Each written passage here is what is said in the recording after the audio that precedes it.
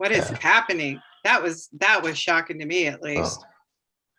So Emery, so sorry, I'm mispronouncing your name. What did you think about it and some of its impact?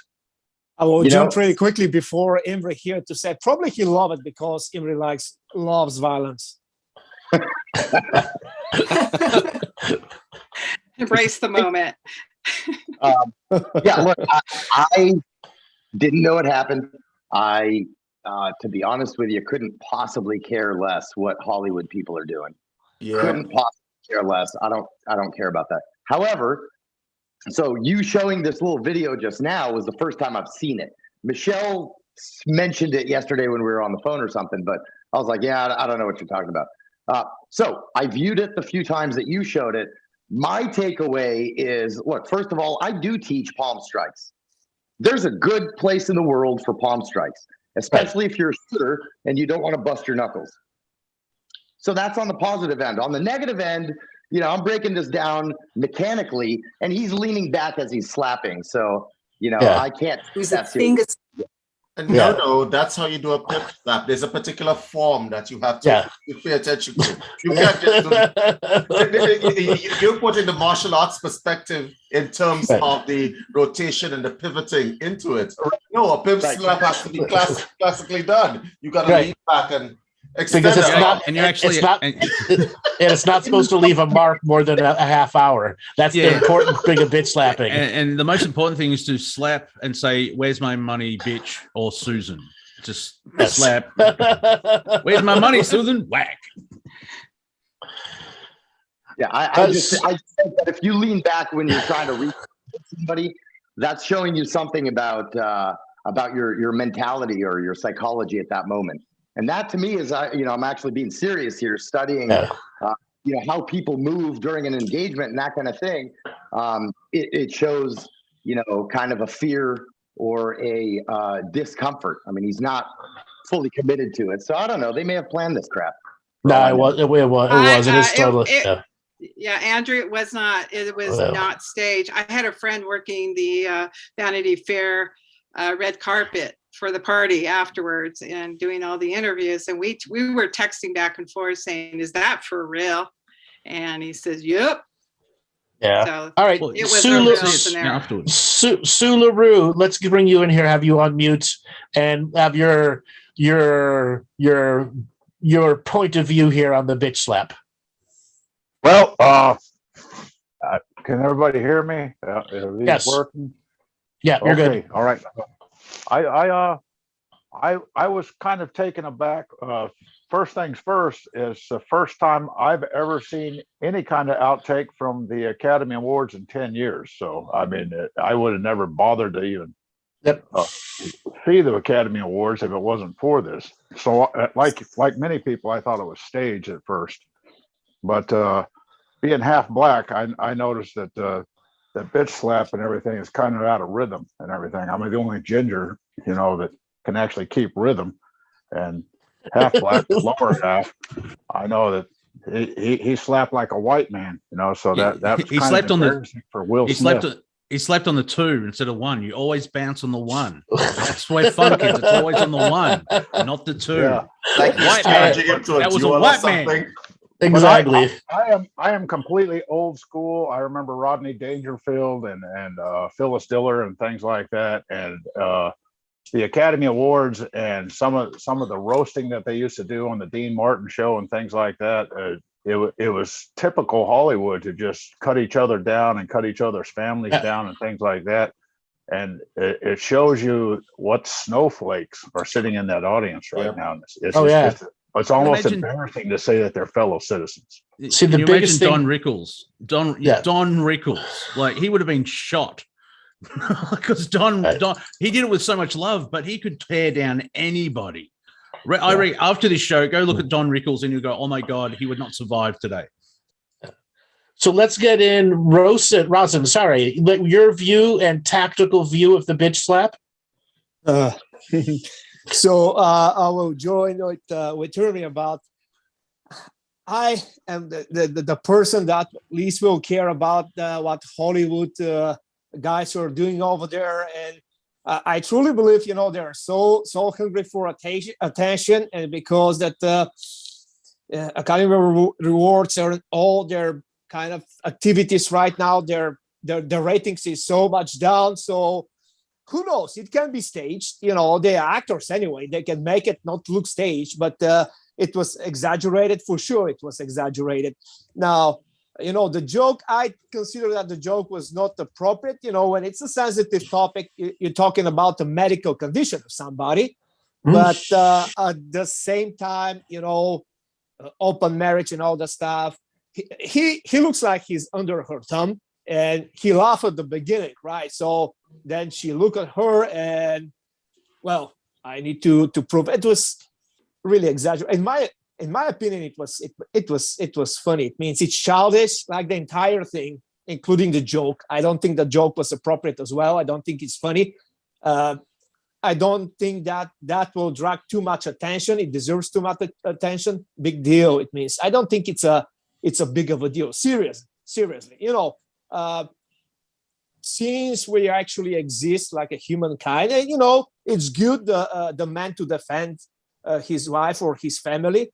Of course, as we said, it's over exaggerated. I think it was part of it. It acted like it's a show, over the audience and all that stuff. So I don't really care. I don't think that it's so significant that all the media doing it. There's so much more important, actually, things that are happening around the world that deserves our attention, and it's just give entertainment to the public. The old Roman rule. I actually think it caused the world to have a global eye roll in terms of global audience. Watching these massively overprivileged people sitting there in their multi-millionaire, made money from being nothing more than an actor that seems to be given an awful lot more importance for what they do than what they actually are. It was a very, very privileged, as the Oscars are, it's a pack of super overprivileged, entitled people sitting there big noting themselves. And so promoting a woke agenda. I have a question. Hold on. The real thing. Hold on 1 second. We got just Bruce left to do, and then we're going to open it up. Woke cannot have violence inside it, and that's the biggest thing we got out of this. Now let's bring Bruce in here for the Don Macdonald and his view of the bitch slap, and before we open it up, our conversation here. Well, I first of all, I think that the slap itself was pretty good form. I could see a little bit of footwork from Ali. Believe me, that would hurt, man. Look at the hip rotation, look at the follow through. It was a good slap. I mean, other than that, I really don't have a super strong opinion on this. Of course, it was, wrong for him to do this, and there's nothing really more to be said about it. Yeah. All right. So if you guys are listening on Facebook, YouTube, Twitter, Twitch, or anywhere else and want to be a part of the conversation that everyone in the panel can see the chat room, then you've got to come here to the Zoom room. Robert's going to put up some information of how to come. There you go. The meeting number, the passcode. All you got to do is get access to Zoom, come in the Zoom room, and that everyone that's a participant in the Zoom can send questions back and forth to our team, to everyone that's in our roundtable. Because there's a lot of people here, we're going to be getting into a lot of subjects. It's going to seem like people may be talking over one, and it's not. This is an open roundtable, and we want to include the audience through the chat. So if you guys are hanging in the YouTube, come on in here to the Zoom, or if you're anyone else, come on in and join. We're going to be going a little bit longer today, so don't worry about it. We will get to some audience call-ins a little later, but now I want to open up the round table. We've introduced everyone. We got a subject matter with the rotational power of force of the bitch slap. Let's take the gloves off. What's wrong with the world, and how can we fix it? This week? I was going to handball to you, Melissa, because let's just talk energetics and yeah. Let's start with causative frequency. Let's start talking about what's actually happening to the planet, which is, of course, affecting all of us. And so I'm going to go, for those that haven't met me before, I specialize in the field of quantum bioenergetics. I'm a healer. I've got a long history of a lot of other things that have brought me to this point. But this week, what I wanted to say was to everyone is, how on earth are you feeling? Because literally, how on earth? So much in terms of frequency and shift has been hitting the planet this week. So we've been seeing there's been a new moon, which is in Aries, and not my specialty, astrology, but also the Schumann resonance has gone off the charts again. There's been massive solar storms that have been hammering the planet as well. There's been all sorts of coronal ejections from the sun, which is, of course, we're terribly dependent on that star that a lot of people seem to forget that we are. And of course, the human and the human body and all that communicates importantly through the human body runs under electromagnetic frequency. So as much as the frequency of the planet is hit by this stuff, so are we. And so this past week, particularly the last 8-9 days, we've seen enormous bad decisions and people following through on those bad decisions. We can talk the Will Smith thing. I don't want to, because I don't want to give him any more attention. But the bottom line is he was sitting there chuckling. He made a decision and he had to consciously step up those stairs, walk along that stage. At any point, he could have pulled himself out or made a different decision on how he handled it. And I think last minute he changed his mind. The way that he actually slapped Chris Rock, I don't think that was his original plan. I think he was going in for a punch, but he was, as he got there, he realized what he was doing. But we're seeing that across the board. You're seeing that in the situation in Ukraine. You're seeing it in situations in government. We're seeing a lot of bad decisions being made across the world in this past week under these enormous effective electromagnetic shifts. So I'm going to let it go there and see what other people want to jump in with. I mean, we were talking a little earlier prior to this. Yeah, Will Smith will pay for it the rest of his so-called career. But it's okay. I think he'll struggle by on his multi-millions anyway. He'll make it through winter. But yes, winter will not affect him. All right. So the ball is in the round table court. Who is going to step up to the service line? I guess I will. I understand what Melissa just said.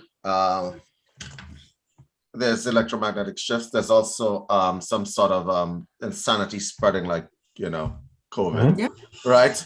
There's insanity spreading everywhere. And it's not spreading in a good way. So you have people who are normal or were normal before, and they just lost their goddamn minds, right? Like three MMA people in the last month and a half have lost their minds. What the hell, man? Right, this man attacked an entire hotel lobby. Hold on, you got to give the thing. Who is Chael Sonnen? Former MMA champ, known as the Godfather, the grandfather of MMA, high level MMA fighter. Correct. And he loses it in a hotel room and attacks about 25 people, choke slams, knockouts. And it took like 19 people to subdue him inside a hotel at the Mandalay Bay in Vegas. And he originally had 15 felony counts that have now been reduced to 5 misdemeanors. How does that happen? You see, now that's funny. That is for the comedy show. This man has attacked numerous people. Can you imagine going out to do your shopping? You come back home, you got your little key card, you're going to go into your hotel room and lie down, and some crazy jacked up MMA guy breaks you up. Like, seriously? And then, as a background, it was at a hotel. All the hotel rooms are right there, and in that hallway, he just went from one end to the other, beating everyone up. As I said to Andrew, can you imagine being the guy at the end of the hall, seeing this guy do these people? Can you imagine being the guy at the end of the hall? So when I came into the breakout room, we have a gun expert inside here, right? I want to go back to Melissa's point. Like, some people are changing for the better, some people are changing for the worse. Yeah. Like, for instance, how does an Australian female sniper become a quantum healer? You see? you see these things? Like, how does an Australian female sniper become a quantum healer? Right? You know, some people change for the better, some people start slapping people on stage. Right, but this guy, Chael, that we're talking about here, this man beat down a whole hallway, right? And they had to subdue him, and his excuse is that I was on Ambien. My man stopped taking Ambien. like, I don't know, meditate or something, right? So we have people that are going crazy, and it's like spreading across the planet. And I'm not quite sure what it is. I think that from a psychological perspective, I'm going to give you the psychology of what's happening here. Now, there was this guy that they canceled recently. This doctor was talking about mass formation psychosis. I think the effects of what has happened in the last 2 years are going to have long-lasting effects. People have lost their goddamn minds. It's spreading. Yeah. And I don't think we're going to recover very, very soon for the next like 10 years or so. Okay, because people are isolated with their thoughts, and that is like hell for people. You want to know what hell is? Put people in touch with their thoughts, and you'll understand, and they understand what hell is. And when they've been through that hell, like you lock them up, when they come out, it's like you know what that's like. It's like letting the bees out of the hive, right? They're gonna find and bite anything that's around there. So I think that's really part of what's going on, but I absolutely defer to Melissa because she's trained, and I'm afraid. So I'm actually more scared. Right. I'm more scared if a quantum healer becomes an Australian marksman, like a sniper. If it was the other way around, that would be more scary. Like, wait, you were healing? Like, no, I feel like being, yeah. Well, there's the common joke that Monty brings up that if I ever run out of clientele, I can always sit up a tree and pick a few more off. And so, we got to get the red mist, and then so let's bring in some of the tactical guys. Let's bring in some of the tactical guys here, and let's talk about MMA guy going crazy. What would you do if you were at the end of the hall? So I'll jump in. I was for that question. I don't know what I'd do. I'll leave that for not on the show, but I've got to with a couple of MMA guys. I thought the conversation would have gone this way, I would have sent you a little footage of Chuck Liddell kicking me in the leg over and over, which was cute. But that's us buddies. It wasn't, a fight. What I do want to say is a little bit more on the serious end. Is I know that when I left the military, I had some issues. And I didn't have anger issues in the sense of, I'm walking around, beating the crap out of people. Never done that kind of senseless anything. But I do know that when you live your life fighting, and MMA, man, that's combat. That's combat. So when you live your life fighting, there's a switch that happens, right? It's different from how a lot of other people live their lives. And in the military, especially in high level units, one of the most important skills is being able to go from 0 to hero in 0.2 seconds and back down to 0 as fast as it happened to begin with. And that switch of intensity from 0 to 10,000, back to 0, back to 10,000 immediately, that has an effect on you. And some people can't deal with it. I was going to say as a joke before, the moral of the story is don't do drugs, right? And I don't know the first thing about this guy. I had no idea about the Ambien and stuff, but the quote from what is it? One of the Adam Sandler movies, came up with the football player. Oh, moral of the story, kids, is don't do drugs. That's what it seems like to me because he flipped his lid. But we also don't have context, right? What happened before? When did he stop doing roids or whatever? No, it's starting to come. He's been off of roids and retired for years and years and years. He's an announcer now for Bellator and has his own big podcasts and stuff. The thing is, he's never had a history of outside violence, never been arrested, no DUIs, wasn't a partier, and it was his first time taking Ambien. Well, see, when you do drugs, people do it around people that you feel under safe prescription. With. Under prescription. Go out to nature, get a nice fire going. You don't go to Vegas with all the flashy lights. What is it about the Mandalay Bay? That's got such a bad history for violence happening in it. What have they done lighting there or something? Well, it's what goes on in Vegas stays in Vegas. They don't want you to know. Not anymore. Everything's recorded. And actually, going quickly back to Will Smith, how much money does the US government pay for military and security? And yet he was able to wander up. Yeah, where was security? I'm like, stunned like everyone else. Fresh Prince to do what? No, they Henry, thought. Henry I'm has quite sure they thought it was part of the act. Yeah, I thought. Yeah. They probably thought it was part of the act. So security is like, and you're right. Every one of those security personnel should be fired immediately. Yeah. Because when they asked him to leave and he didn't. So why is he still in one piece? Yeah, and then was given an award. He cried and got a standing ovation. Did you see Jim Carrey's response to the whole thing? Yeah. Now, now we know what Jim Carrey's been like for the last couple of years. He's a bit, but he made perfect sense. This is how insane the world is. Is like, hang on, Jim Carrey is making a good point, and it's coherent, and I agree with him. The world's gone insane. Right. So now that we brought up some of these other subjects here, because we are an open roundtable, anyone can bring up anything at all. So I want to switch the subject. The silence of the American truckers, or silenced by the media. And how is this going to begin to affect the media that's going on now that Ukraine's a month old and the media's gored themselves on view count and got some money back, and CNN lost its Plus service, which is going to fail miserably. So what about the American Freedom Truckers? Yeah, and Freedom Trucker guys.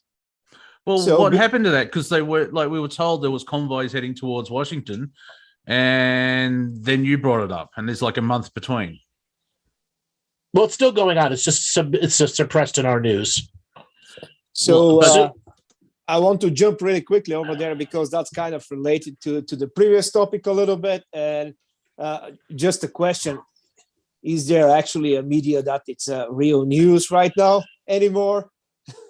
Sort of news stations like Universal Citizen News or Rebel News or any of the other rare independents out there. Very few independent, and it's not the definitely you cannot expect from the mainstream media to see that. Actually they show their face, their real face is just a huge propaganda machine. So whatever you listen actually of the mainstream media, just believe to the totally opposite right now. They totally lost credibility, in my opinion, in general. Yeah.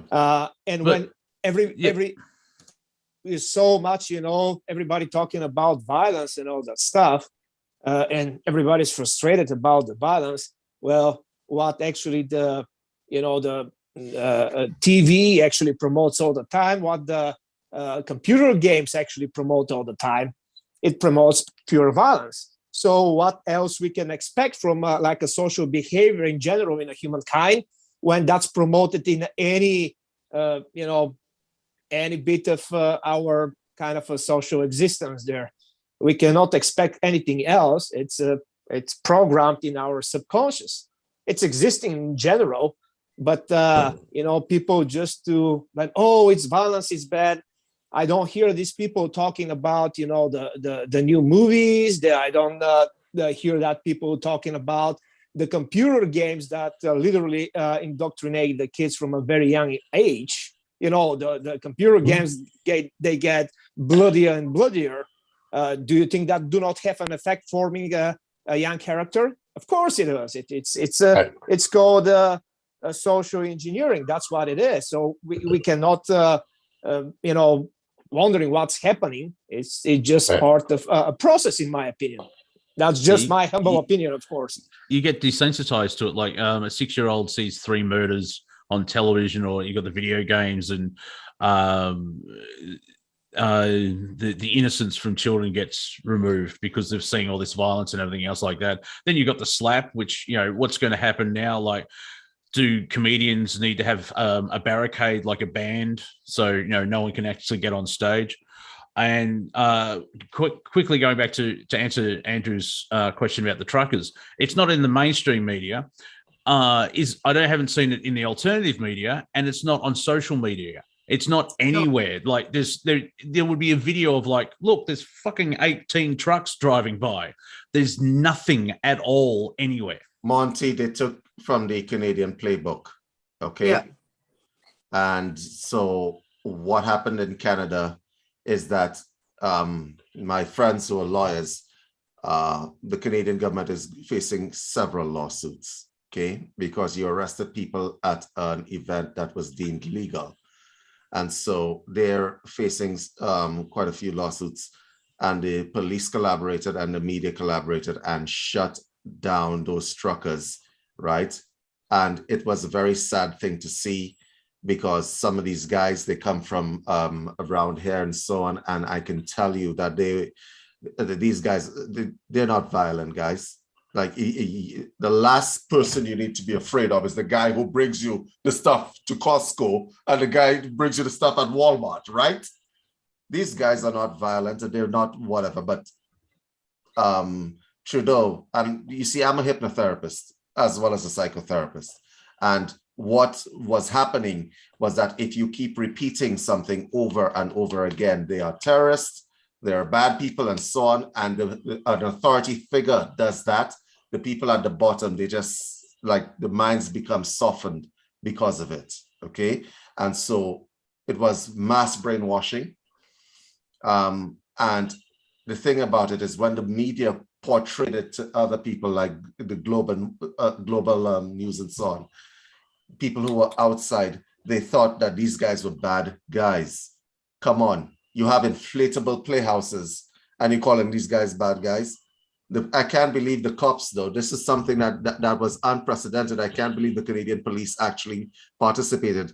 There's something that says that you're doing your job. You can do your job up until a point, okay? Now, any armed service, I don't care whether it's military, paramilitary, or even there's a police force. If you're armed and stuff like that, you should never turn violence against citizens. You should never turn the violence against your own citizens. That should be a staple.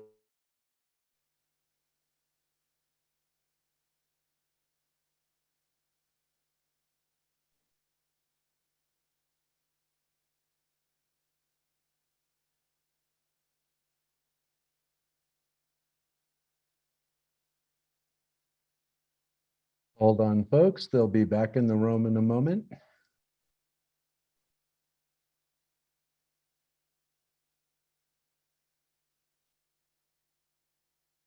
Is this a toilet break? You're muted, Andrew. We're all muted. All right, Robert, did everyone come back from the emergency breakout room that something created out of nowhere? That was my mouse did that. Let's see. We got. Do we need to exercise your mouth? Is it Is your mouse haunted? 5, 6. I thought Zoom had instilled a panic room. The power of Zoom compels your mouse to stop. I, in this ever-present moment of the now, take all power back in my hand of this mouse. Exactly. That mouse has no power over you. It's your bitch slap that mouse. David, continue. Are we back? Yes, we're back. There we are. Okay, so I am going to defer to the people who are tactical and military trained here. I don't know if it's different for different militaries, but y'all know that you can't be turning violence against your own citizens unless there is an emergency and the citizens are actually violent or causing a disruption in government. Am I wrong here? Well, posse comitatus. Because Imri's worked with one of the best armies in the world. So they're amazing soldiers, amazing people. And it's also for a defense force or for a military force. The army that Imri's trained with has actually got some of the highest honor and integrity around the world.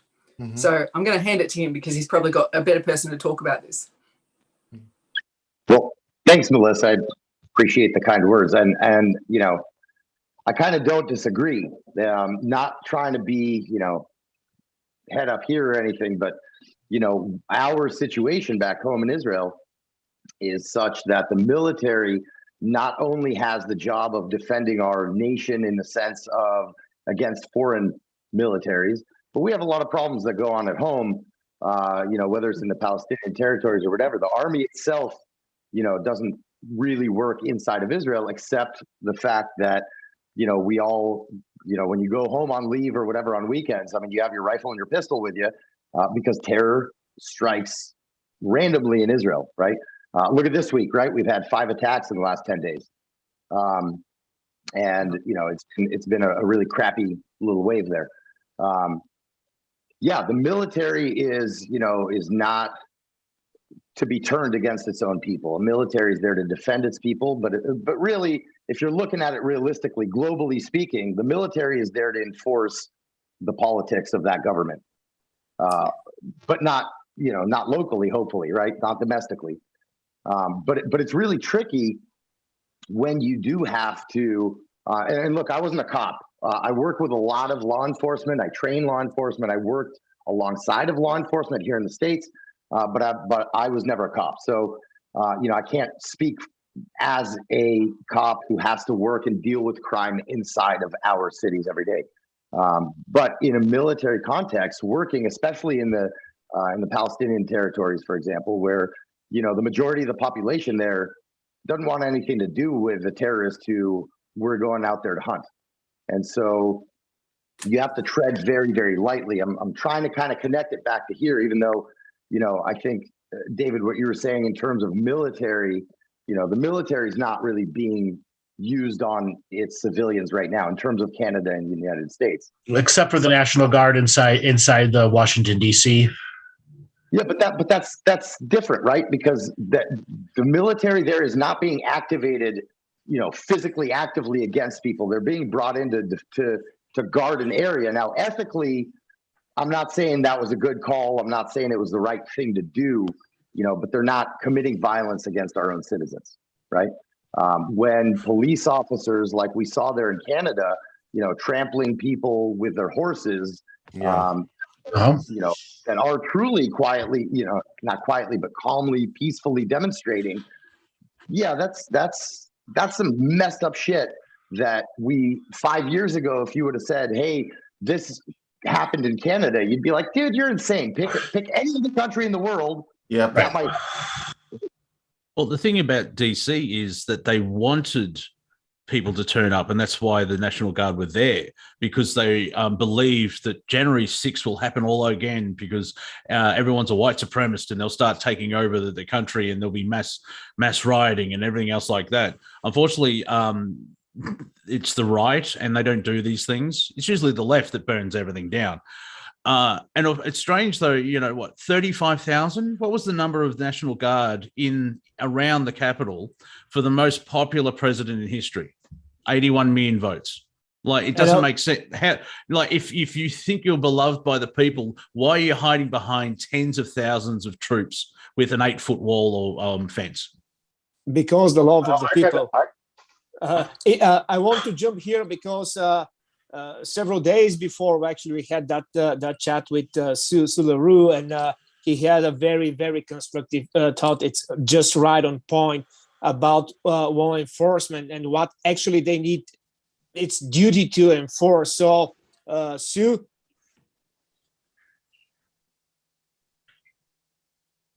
I had the opportunity to go to Baltimore just a little over 2 weeks ago. I was in Baltimore. I saw where the Freedom Convoy is at.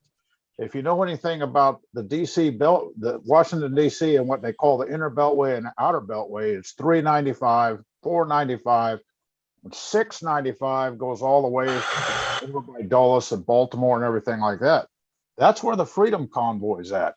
Unfortunately, no 18-wheelers, from what little bit I saw, no 18-wheelers are allowed to go into the inner beltway. Everything's being downloaded right now, and it's all the trailers are being downloaded, and smaller trucks or delivery pickup trucks, the size of pickup trucks, are taking stuff into Washington D.C. From what little bit I did see, what I was astonished at was that, and everybody will agree with me, there's nothing on social media, there's nothing on the local channels, there's nothing on Fox News about this, and even some of the newer networks are not reporting it.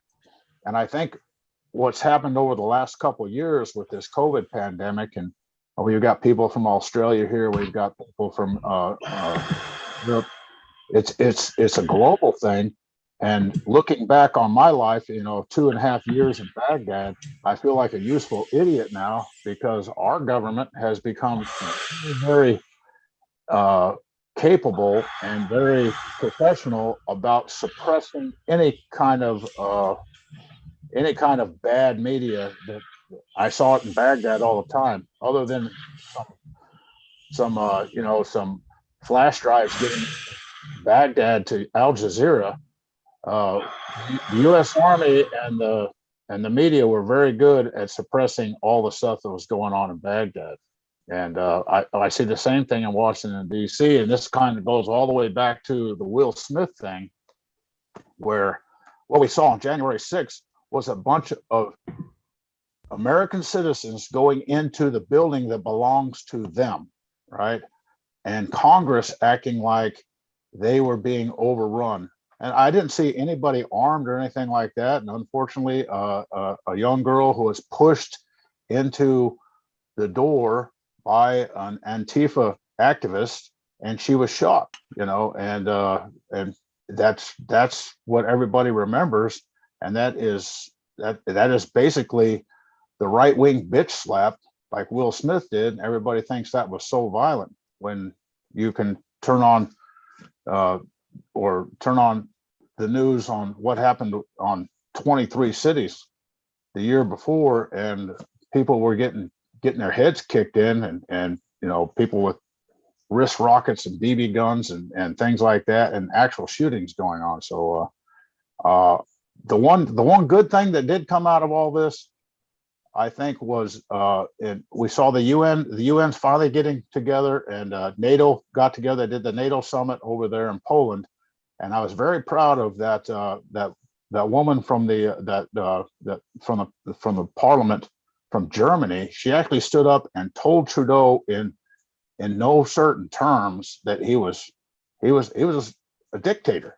He was a dictator. I was very proud of her, and I wish more people would stand up like that, not only inside of our Congress, but normal citizens. You need to stand up at school board meetings. You need to stand up, at the ballot box. You need to stand up at any public forum you can get and just say, "Hey, this isn't right." Yeah, the Hungarian ambassador roasted Trudeau also. Yeah. Yes, and the room was very empty except for those who actually stood up against Trudeau. It was so awesome. It was almost comedic, because Castro Jr. going around like, "Oh, look at me and awesome," and the Europeans are going, "Fuck off, get out, we don't like you." But as you said, like, you stand up in school meetings. That is true, but if you notice, in the last 2-3 months, they tried that, and the federal government called them domestic terrorists. That's getting back to that insanity motif that we're talking about, because people were talking about the sexual stuff that they're teaching kids about sex. They're fucking 8, but people were reading out the syllabus or the curriculum, and they were thrown out because they were being offensive. And it's like, well, they're just reading the book that they released. It's just clown world on crack. That's what we're at. So I want to interject here one thing with what's going on with the convo. Clearly, the FBI and the CIA are suppressing information at all levels here. You don't need to be rocket science or military people to see it. Not even the minor stream news medias are covering this stuff. Whenever Trudeau came on and kicked the shit out of the liberals and did what he did over there, it was something they didn't want during the Ukraine story. And the Ukraine story hasn't played out yet. And as the Ukraine story plays out, we're going to see a market meltdown. It's inevitable. Putin is demanding that they pay for gas in rubles. What is that effect going to be on the rest of the world if you start paying for gas in rubles or gold? Quick question. That's part of this week too, though. Other nations are stepping in economically now. Just in these past probably 7 to 10 days, even Australia has suddenly announced we're sending APCs over, we're sending armoured personnel carriers, various things over to Ukraine from Australia. There's an economic decision that makes no sense. We're about as far away from it as you can get. I mean, just the travel costs alone. But it's Pluto's closer. But it's but yeah, we're seeing, you're absolutely spot on, Andrew. We're now actually seeing what any war is about, which is always about money. It's always about economy. It's always been driven, every war since Napoleon's been owned and driven by the Rothschild family, and too easy to find out. And so it's and this one is very much similar to that. The actual on the ground in the Ukraine, I'm going to let other people speak more knowledgeably about it, but even this last week, what's happening on the ground in the Ukraine is it's kind of devastatingly comical.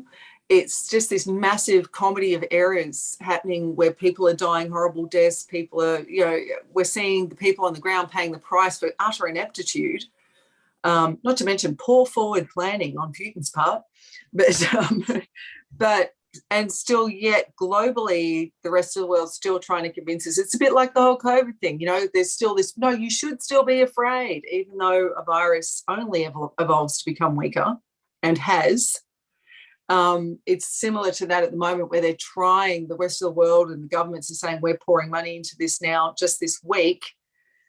I don't know, I always have I'm just burned by the last 5 years on this planet where I'm immediately suspicious. So, well, I've got a quick question. I saw a headline saying that Russia is going to tie its ruble to gold.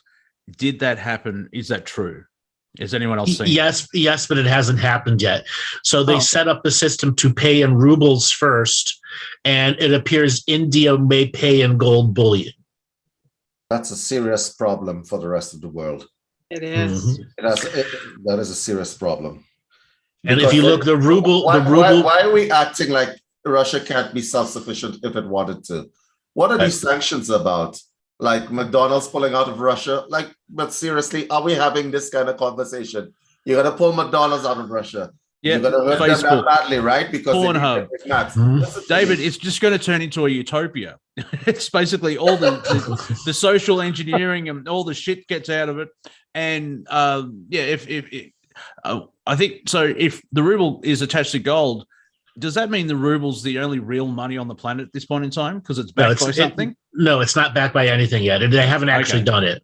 Yeah, but so when the thing to understand is the ruble recovered everything it lost already today, and the majority of the Russian stocks have recovered. That tells you the sanctions aren't working. Yeah, and it's not working because the country can be self-sufficient if it wanted to. And so what is going to happen? Let's face it, we're a lot of these countries, we're Russia's bitches. We are, okay? Because they have oil, they have gas, and their only reason, there's something tactical about war here and strategic as well. Because he locked out Crimea, and he's going to lock out the rest of that basin so that the oil supply is going to be controlled a lot by Russia. So you can make as much noise as you want. You know what else depends on oil? Electricity, not just transportation. Mm-hmm. Sue, you had something you wanted to add? Yeah, this was a huge warning clear back when I was going through the Green Beret school. I didn't like many kids in high school, I didn't really get into the depth and detail in civics class of the Constitution. Once I came back to the Army after a little stint in the French Foreign Legion, I realized that socialism, when I was in France, left a real bad taste in my mouth. So when I re-enlisted in the American Army, I got really big into the Constitution. And Russia is making a very strategic move. If you read the Constitution of the United States, Article 1, Section 10 of the United States Constitution states that no state shall enter into any treaty, alliance, confederation, grant letters of marque or reprisals, coin money, emit bills of credit, or make anything but silver and gold and silver coin a tender of payment of debts. Richard Nixon took us off that standard with an executive order in 1972. Ever since then, everybody wants to kick the can down the road on a continuing resolution, raising the debt ceiling, and we're now $32 trillion into debt, right? And there's nothing that backs that up. Nothing. Who's gonna, when they call that debt due? I don't think we can sustain it. I think that's the agreement that, and this is me just being a conspiracy theorist, but when Putin went over there and went to the Winter Olympics and was real chummy with the president of China, I think this is all their plan. They're going to call that debt due, and we're going to be $32 trillion in debt. Hell, our Congress is even talking about going to a cryptocurrency, but it's not going to help because we don't have anything backing up our currency. And if the Russians go to a gold standard and the Chinese are behind them, once they do that, we just lost our status as a superpower in the United States. And I don't see any chance of us ever recovering from it. And I agree with Andrew that we're looking at economic collapse, and there's no way of coming back. And more than likely, or paper, anything like that. I went to Russia right after the wall came down in Berlin, and I was actually in Leningrad when it changed the name back to St. Petersburg. You went into the bathroom, the toilet there, or the water closet they call it, and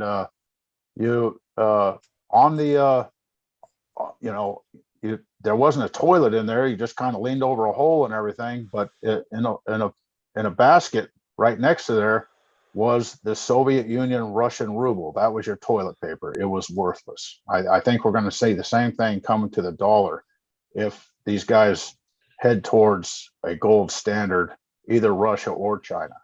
And we're going to be in big trouble. The rest of the world's going to be in big trouble. If China goes off a gold standard, it will have a major issue with its accounting errors, because the accounting errors in China are far more serious than the on purpose accounting errors in our big banks here. And the same thing with Europe. So there's a sticky road when it comes to gold backing a fiat currency that's been a fiat currency for how long? So there has to be a decoupling from fiat currency into a metals basket other than just gold, because we already know gold is heavily manipulated by who? The British Stock Exchange, because it's the British Stock Exchange who pegs the prices for gold and all heavy metals, all rare earth heavy metals that are out there. And Andrew, you have to take into consideration that on the Chinese front, the quad that is being set up between the US and Australia, actually, for those of you who don't know, there's another problem brewing. China is fighting a four countries convention, right? They're trying to protect that Asiatic basin. And so they're going to push China in the direction of Russia. And if these two cooperate, that's a bad problem. That's a real problem. That is the end of US hegemony in the world. That's the end of it. Yeah. And we all know it economically and militarily as well, right? Based on manpower, you're never going to beat the Chinese military, okay? If it's a man-to-man thing, right? You got to use technology, but then, once you get into these kinds of situations and people think this is about war, this is not about war. No, this is not about war. This is a chess game, okay? And in the end, the chess game is who holds the balance of power. Now, traditionally speaking, in the UN, whenever decisions are going to be made and it falls out of favor of Russia, China usually vetoes and vice versa. So they have been cooperating.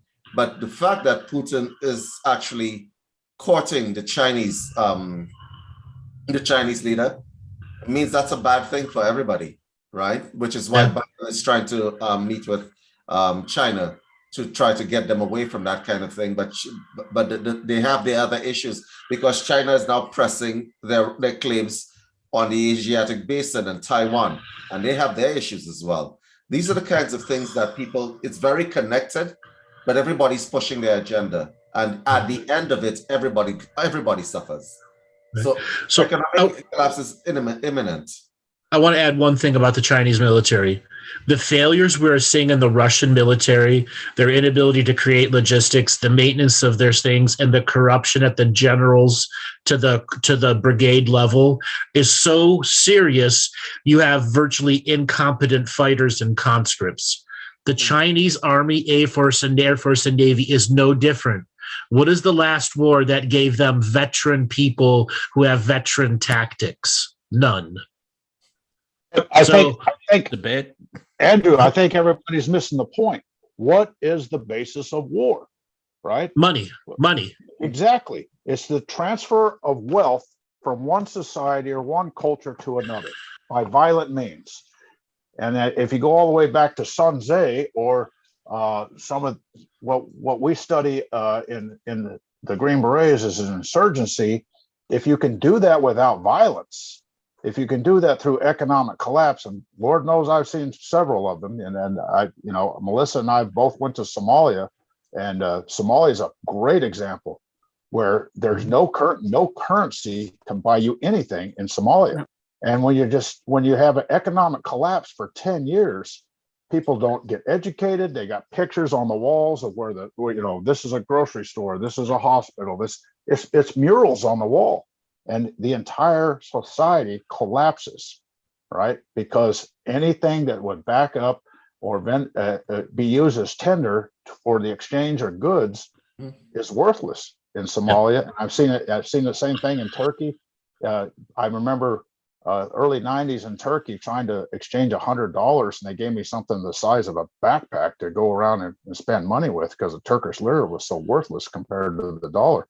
And when we lose, and it's all based off of oil. You remember the price of a barrel of oil is done on the international market in the dollar. Once we lose that, we're in big trouble. The petrodollar is a mystical spell attached to the fiat dollar. It's what tries to peg all world economies to follow in the footstep of the petro investment dollar.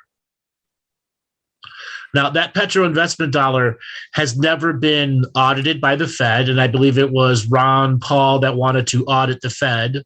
Mm-hmm. And this is another thing that should have been done 100 years ago. They should have audited the Fed every year, but the Fed has never been audited. In a constitutional republic, how can there even be a Fed that isn't a legal arm and yet still operates as one? That's a very essential question to be asked, right? Right. So why is it there?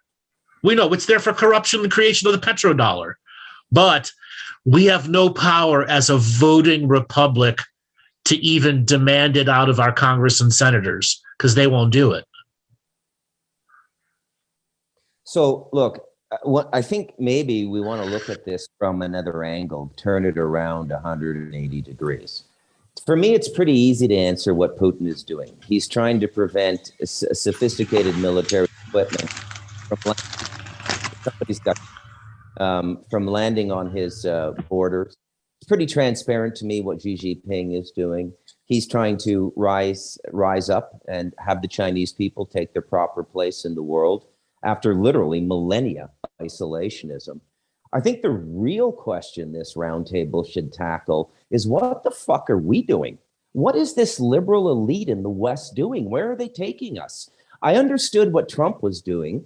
Agree or disagree with him. He's very transparent. He was a nationalist. He didn't sign the Trans-Pacific Partnership. He didn't sign the Paris Accord. He started to domestically produce energy. Mm-hmm. Now, I'm not saying I support Trump. What I'm saying is you can see what he's doing. Now ask yourself, what in the fuck is Macron, Trudeau, and Biden doing? What are they doing? Because all I see is they're trying to destroy their own countries. We have the worst forest fires ever on the West Coast over the last 5 or 6 years, all the way from Southern California right up until the BC interior. They couldn't save homes. They couldn't save villages. No provincial support came in Canada, no federal support. And yet, if you watch, the same governments are constantly announcing multi-million and billion-dollar aid packages for other countries. So the question is, what are we doing? Where are these liberal elites taking us? I'm not sure I know the answer, but I do know it's a great question. Bruce, what do you mean by we? Bruce, you say that like they think or something. Is that what you're thinking? You think that there's some plan? There is a plan. It's not for us, though. If it's not a plan, I would say the only answer I'll give off the top of my head is it seems as though they're possessed by a spirit of self-loathing for being Americans, Canadians, and French. And they're our worst enemies now. They're trying to take our societies apart. I'll leave the Great Reset out of it and the World Economic Forum, which just had their big summit, by the way, in Abu Dhabi. And, forget about them. But I mean, I think that that's a very, very, very significant actually connection with all that stuff without opening that topic. But I think that's connected. Yeah. Also, the Council on Foreign Relations dictates a lot of situations. The neocons formed as a resistance to some of the factions inside the Council of Foreign Relations. And I never thought I would see a neocon and a liberal left wing join together. Yet we have seen it. And what does that spell? Liberal neocons? What is this? The First Order of Star Wars? Yeah. Yeah. It's perplexing. Anything. Is it the founding of the American Empire? And it's, we don't know, no more Darth Cheney. Is it, is it gonna be, more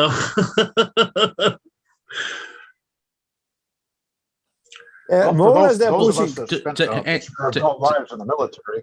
More or less they're pushing for. And I'm sure Rostin saw the same thing in Bulgaria before their collapse, and even after they did their reset from communism. And I know that I know Emery and I have saw the same thing in Israel, and compared to the United States, the military and the law enforcement, and we're all kind of brainwashed in our own way of being patriots and standing up for the Constitution and things like that. But when y'all, at the end of the day, the establishment is going to take care of the establishment. Period. Mhm. Period. The rest of us are, and we heard it during the whole COVID thing. We are unessential. We're supposed to stay home, right? Mm-hmm. Where the establishment keeps on getting paid and they keep moving forward, the rest of us are expected to stay home and be basically under house arrest. And that was, to me, that was just a dry run of worse things to happen. Australia was the one that surprised me. I mean, I couldn't believe what they were, we talk about the people in January 6th being accused of terrorism. I heard some people leaving, just teenagers leaving little camps in Australia and being hunted down. The law enforcement hunted them down like they were, a mass murder or something. Yeah. Typhoid Mary type stuff. Yeah. It was being here in Victoria, where we still have vaccine mandates. I think we're the only they call it jurisdiction. Isn't that telling? The only jurisdiction that has the vaccine mandates. It's like, yeah, even New Zealand's getting rid of them. I think it's this weekend, actually. And it's like, okay, but I can't go to a pub or go see a venue because I haven't got a vaccine, which is not a vaccine that doesn't work because everyone else still gets it. And to quickly answer Bruce's question, what I'm doing, I'm making fun of it. I'm like the band on the Titanic. I'm doing what I love as everything collapses. That's right.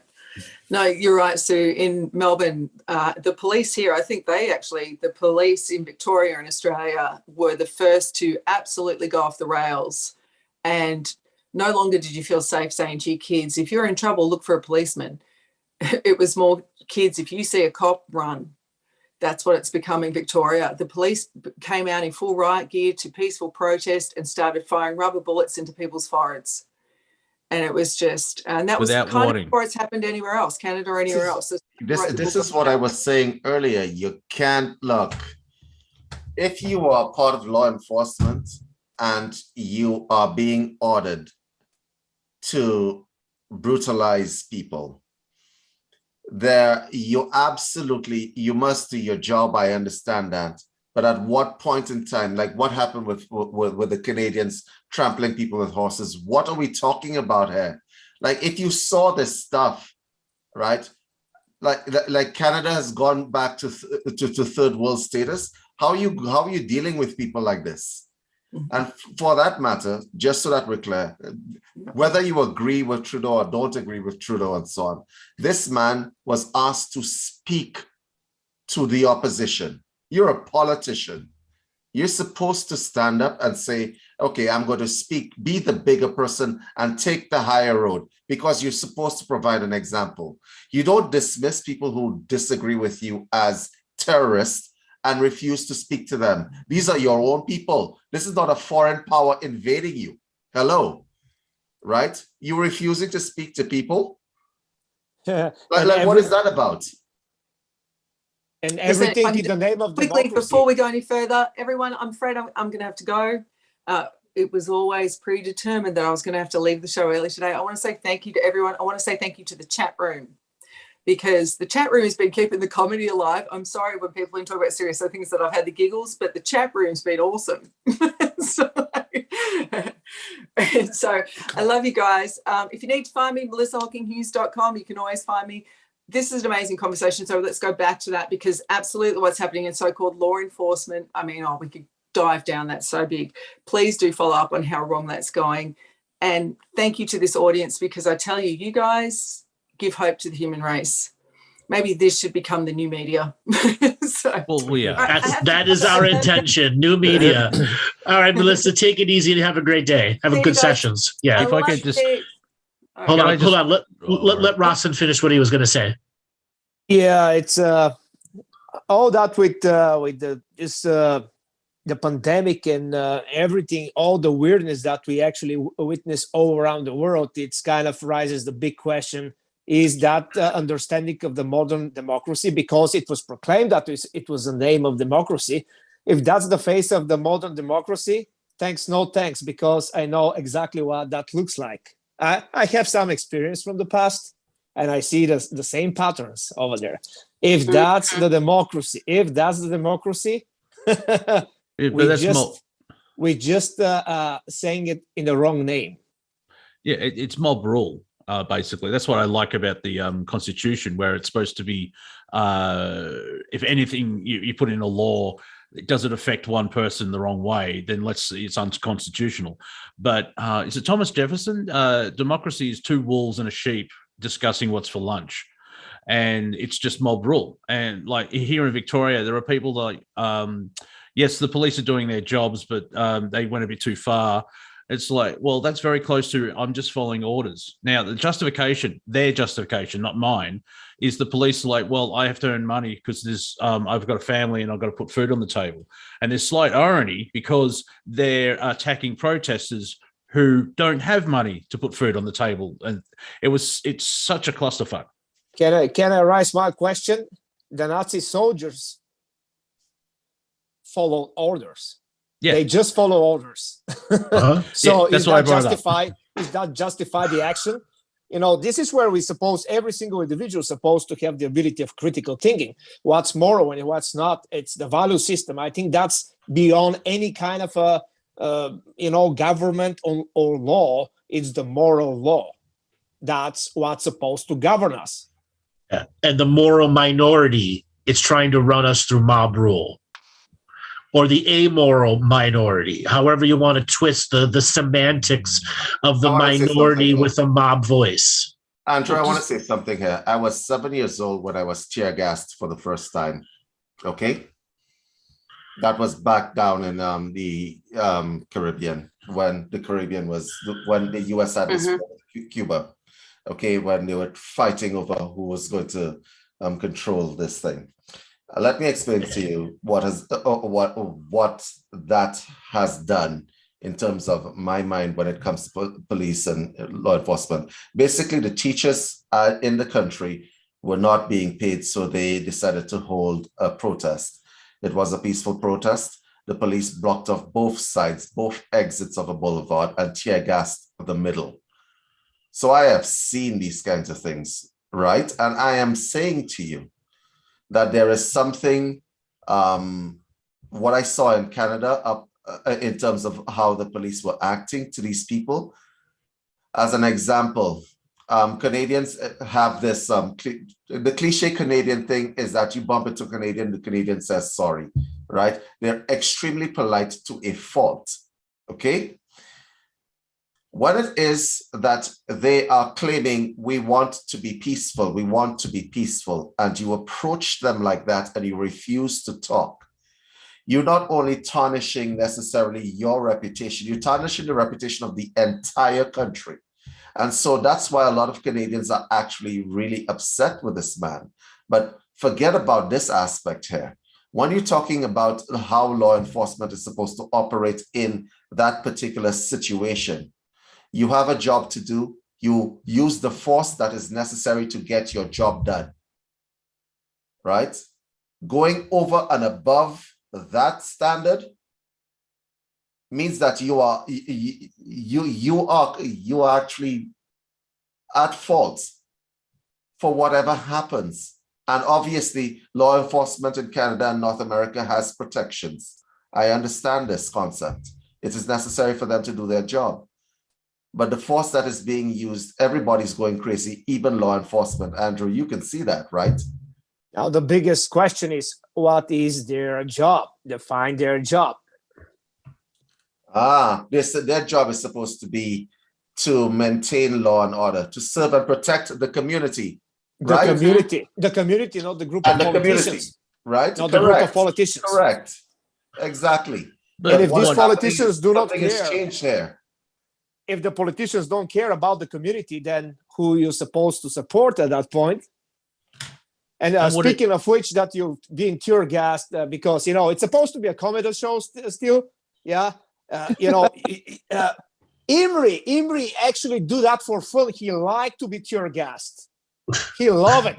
He love it. He do it for breakfast. It's a hobby. He gets off the streets. Yes, it's Imri's hobby. Tear gas is not fun. It's never fun. Rawson knows some of my stories from the military of tear gassing myself and my team unintentionally. So what? You mentioned that it's intentionally. I know that you do it totally. We want to hear that story. Intentionally. We want to hear that. Well, combat can be hilarious, man. It can be really funny. But yeah, he's also referring to a lot of the jackassery that we do with the on our YouTube channel with the intention of actually teaching people, what can happen, what can you do, what can you get over. So I think he's really talking about. We did some stuff on, somehow I ended up being like the Steve-O of our little group because, they're like, hey, we got to try this taser out. What are we gonna? All right, okay, Hey, just don't agree. Don't agree to demonstrate techniques that the suicide bombers do, please. I couldn't ever. Please. No. Be fair. You can do it once. I love you, man. I love you. So don't try to don't agree to do that demonstration. I promise, brother. I promise. Look, what I was gonna say. I'm sorry to kind of turn this serious again, but I really wanted to put in. With what we were talking about with like the law enforcement, going against its own people in a very unethical, disgusting, violent ways, which has happened, plenty of times in the past, less so in America and Canada, right? But it certainly happens here. We have a thing that we're taught in the Israeli military in basic training, which is, I can't directly translate it because it doesn't really work, but the bottom line is if your commander commands you to do something that in our sense here would be unconstitutional or illegal, and we have verbiage to describe the exact level of how bad that decision is or how unethical that decision is, right? Because ethics do not necessarily follow laws, or vice versa, rather. Laws do not necessarily follow human ethics and morals. You are allowed to disobey that order, right? And I'm not aware of any cases of that having happened, certainly in my period in the military, but I think that's a discussion that we need to have with our law enforcement in the world. And look, man, if you're ordered to go in and trample people, I'm not saying they were ordered there in Canada because I don't really know the backstory of what those police officers were briefed by their commanders, right? They should not have done that, even if it wasn't direct order. Period. End of story. Having said that, I try to put myself in their shoes as well, right? It's so easy for us to sit here and yap about things and, claim, even going back to the Will Smith thing, right? I don't know what their intention is. I don't know who planned it, if it, whatever, but,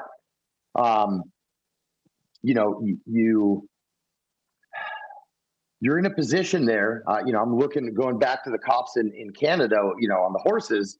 I'm thinking, look, if you're there, you're not behaving and you're not making decisions in the same way that you guys and I right now in this forum would be making a decision. Nice, calm, low heart rate. There's not thousands of people around me to where I have to react to potentially save my own life as well, right? So all I'm saying is, let's reserve some judgment in terms of the actual cops there on the street, because there's a lot of stuff we don't know, right? And don't get me wrong, I'm not excusing that action, right?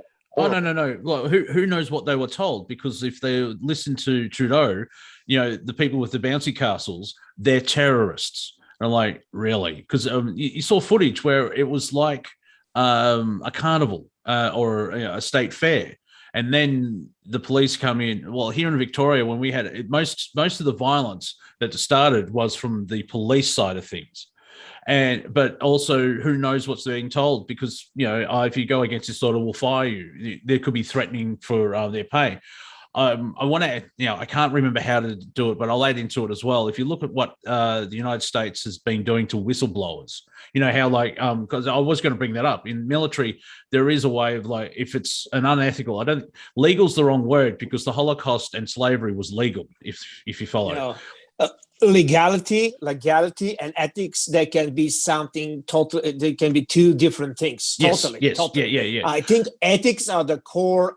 They're supposed to be the core for our behavior, like a Homo sapiens in general, right? Yeah. Mhm. Yeah. Because let's go to the whistleblowers. Bradley Manning, Edward Snowden, and the king of the whistleblowers, who actually pointed out the crimes of the US government, Julian Assange, where they want him to be tried for treason, which is kind of weird because he's an Australian citizen who's in Europe. And how long's that been going on for? The way he's being treated. And they're have you noticed the evil Team Dark? They're emotionally about 5. It's well, he ruined it for us because he released all this, the crimes that have been committed. And so instead of being an adult about it, it's yes, we did that or whatever at one end, they're acting like children right at the other, and well, he should be here and tried for treason. How is it treason? He's not an American citizen. And you can go from that aspect all the way down to the police on the streets. They're being told they have to follow certain things, and there's an element of brainwashing, and of course, economically everything's shithouse, and they don't want to lose their job, and so they're put into a certain position as well, where here in Victoria, there were a lot of police who were against what was happening, but they had to keep their job so they could buy food for their kids. Yeah, but I think the most valuable thing that we have, like a human beings, the most valuable and precious things that we possess, that's the ability of critical thinking, right? That's why we supposed to have the critical thinking.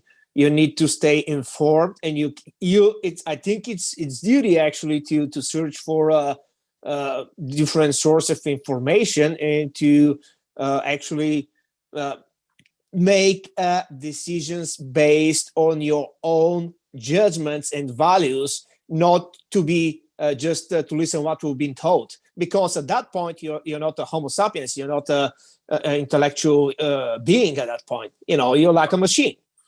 And if your actions are not defined by your values, at that point, what exactly are you? It's a question. You're exactly right, Ross. And unfortunately, we've seen it go on for this whole global war on terror for 20 years. I was one of the first persons to actually, myself and Carl Erickson, we were some of the first people to invade Afghanistan. We had a justification for invading Afghanistan. It was to go back after the people that caused 9/11. All right. And then, of course, it rolled into Iraq, and we did a little bit in Somalia and the Horn of Africa there. And then we went into Iraq. And then after the invasions were over, we watched it change to where soldiers started becoming police. And we got to be very careful of that UN or that NATO Article 5 of NATO, where, you know, everybody starts judging the soldiers, and the same thing's happening to law enforcement right now. I mean, and it got to a point where just like Monty was saying, we're supposed to be soldiers. We're in Afghanistan or Iraq, and we're told to give these people that we roll up. We know they're Taliban. We know they're Al Qaeda in Iraq or whatever. We roll them up. We capture them or capture them as prisoner, but we have to basically give them their rights, and we have to treat them like they're a criminal back in the United States, you know, and they have the right to remain silent, and we can't touch them. We can't do this. And the soldier fails to do that, he gets in trouble, right? And it starts becoming where if there's not a mission statement and you're out of your charter of your job, then your job becomes very confusing, and it becomes political, or it becomes politicized, you know. And a good example is the FBI.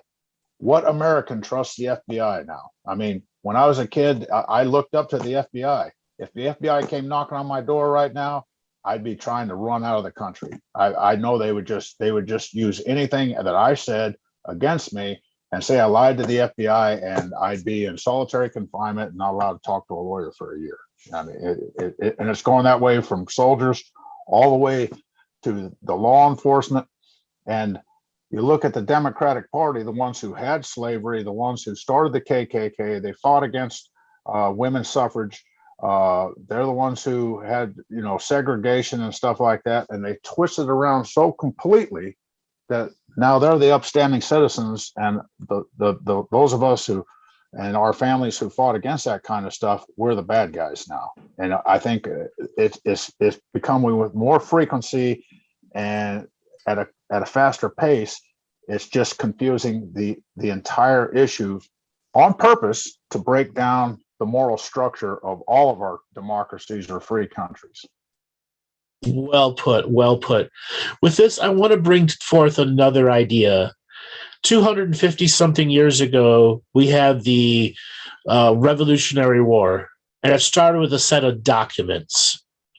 Can we have a virtual new constitution written and people join it virtually or physically? Is it even legal for us to declare to our ruling swamp elite, the time has come to separate your tyranny from our sovereignty? Can that even legally be done? David, you have a big law background. Is that even possible? It is possible. Way back in the day, I don't know if they still do that. We had a function of government called referendum. I'm sure you guys are familiar with that. Some of you may have been. And a referendum is basically you have a policy issue on the table, and the politicians are not they're not capable of debating this policy because you don't trust them. You put it to the public, and you have the public decide, and the public will decide what is in their interest. Okay, so there is that facility that has always been open. In the case of what was happening in Canada, as an example, that could have been done very simply, because then you can see what the true facts are and how people feel. Okay, but now that wasn't done. The problem with what you're saying, Andrew, is the following. We have a bunch of politicians all over the world, and they talk freedom, but inside they're deep narcissists. Okay, and so when you have that narcissistic personality, the point is to control. Okay, and control will look like controlling the media, first of all, because if you're a politician that controls the media, you don't actually have to be fair. So yes, you can. The citizenry can absolutely create a facility where they're saying we need to be free in the true sense of the word, as in free to express our disapproval of you without you, like as an example, freezing my bank account. Okay, they can absolutely do that. But the problem with that is that everybody we are human beings and we're communal creatures. We look to the internet and we look to mass media as a sort of counsel or sort of informative device.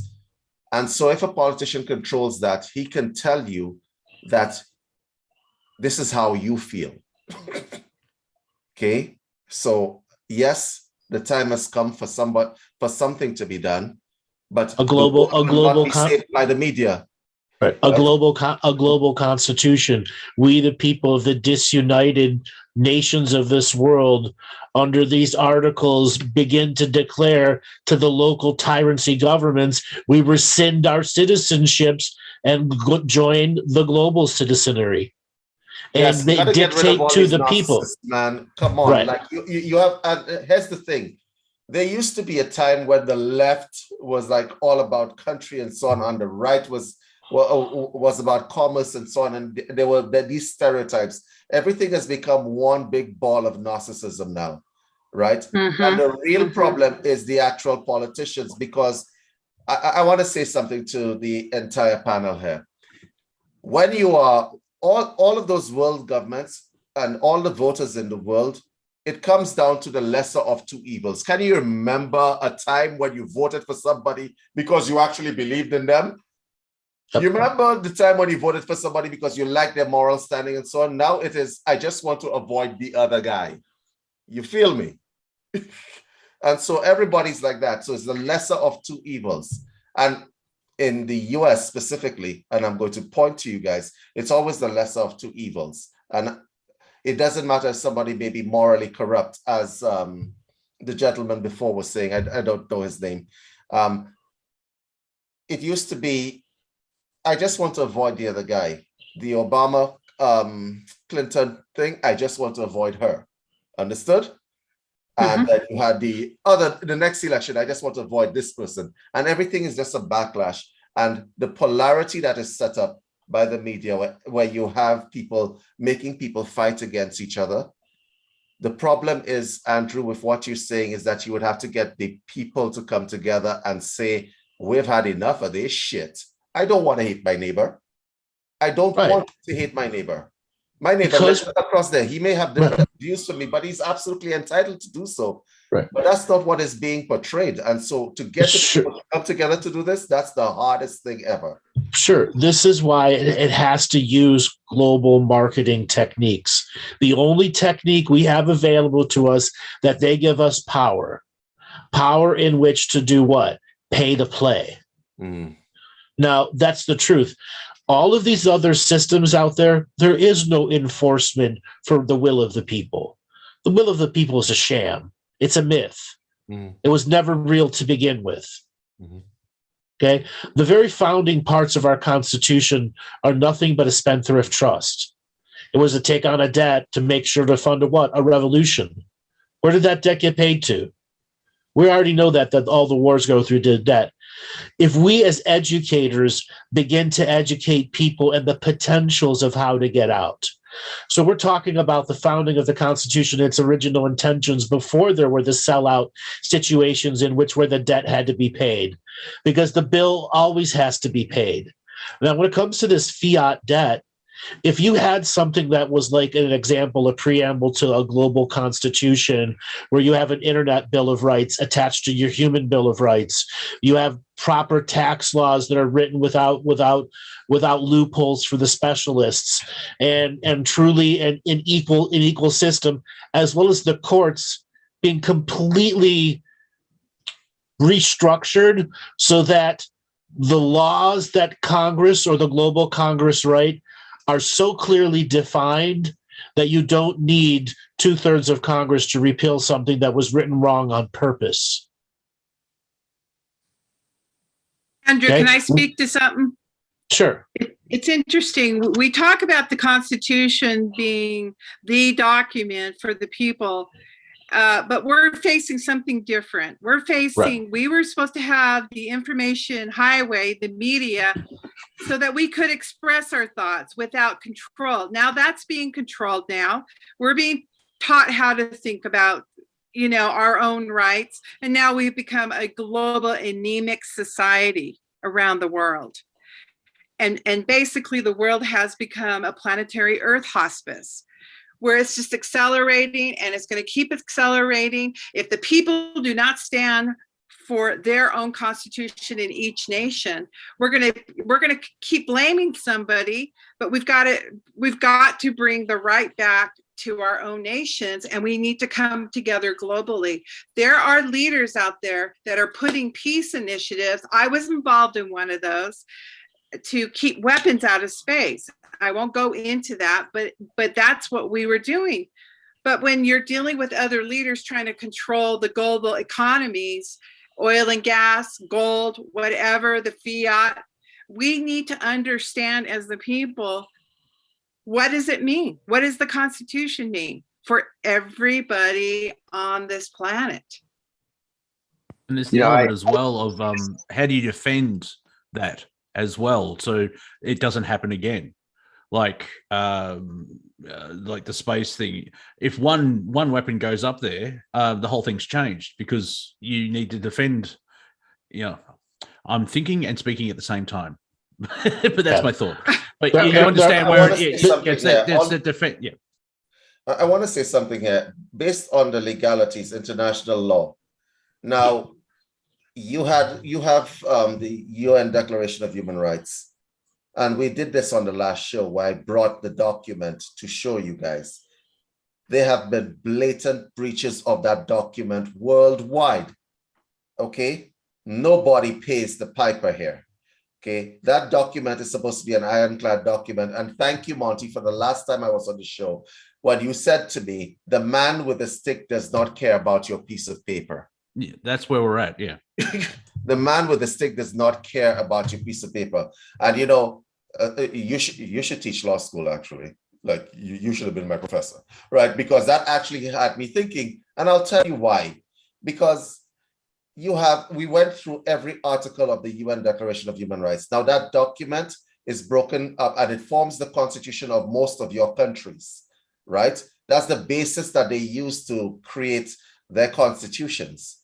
And so the original document is very clear. It is very clear that no other law that you put in is supposed to supersede the Declaration of Human Rights. Canada is a signatory to that document, the United States, and just about every country on earth is.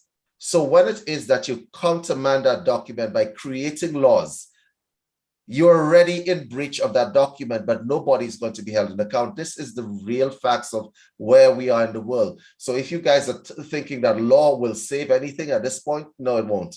Can I give you an example? Can I give you an example? Sure. Premier Daniel Andrews, during the pandemic and the lockdowns, actually said human rights, if you're talking about human rights, you're being selfish. He actually said that at a press conference. Selfish, why?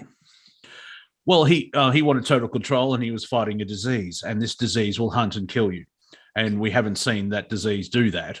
But that's where he actually, because he actually said, I don't know what these people are protesting. And the journalist said, you. Well, okay then. And he's completely out of touch. But he was pointing that we have to work together, the greater good and human rights. You're being selfish. And he actually said that. And it's like, where do you go from there without, armed rebellion? You know how that sounds? That sounds like the Pope during the medieval times and the Inquisition. It's just a different form, Mm-hmm. Exactly. The religion, the moral philosophy here is wrong. John Stuart Mill's philosophy of the greater good was never meant to be applied this way. Okay, in the Western world, the standard of moral philosophy that we operate on is the golden rule. And it kind of sums up to do unto others as you would have them do unto you. That's the standard that we usually operate on. Okay, so they are creating a new standard, a new paradigm, a new precedent. And the precedent is the greater good should prevail.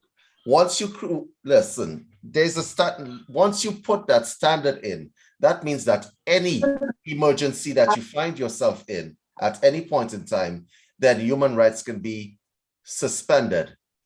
The world is allowing this precedent to actually take place. Okay. Right. And the new precedent is do unto others before they do to you. It's okay. It's okay when we do it. He's exactly right. Yeah. We've lived almost 2 years with this biological warfare from China, and it has shut down the world, right? In the United States, we have the First Amendment to the Constitution. The First Amendment has 5 things in it: freedom of religion, freedom of speech, all right, freedom of the press, the right to assemble, and the right to address grievances against the government without fear of repercussions. All right.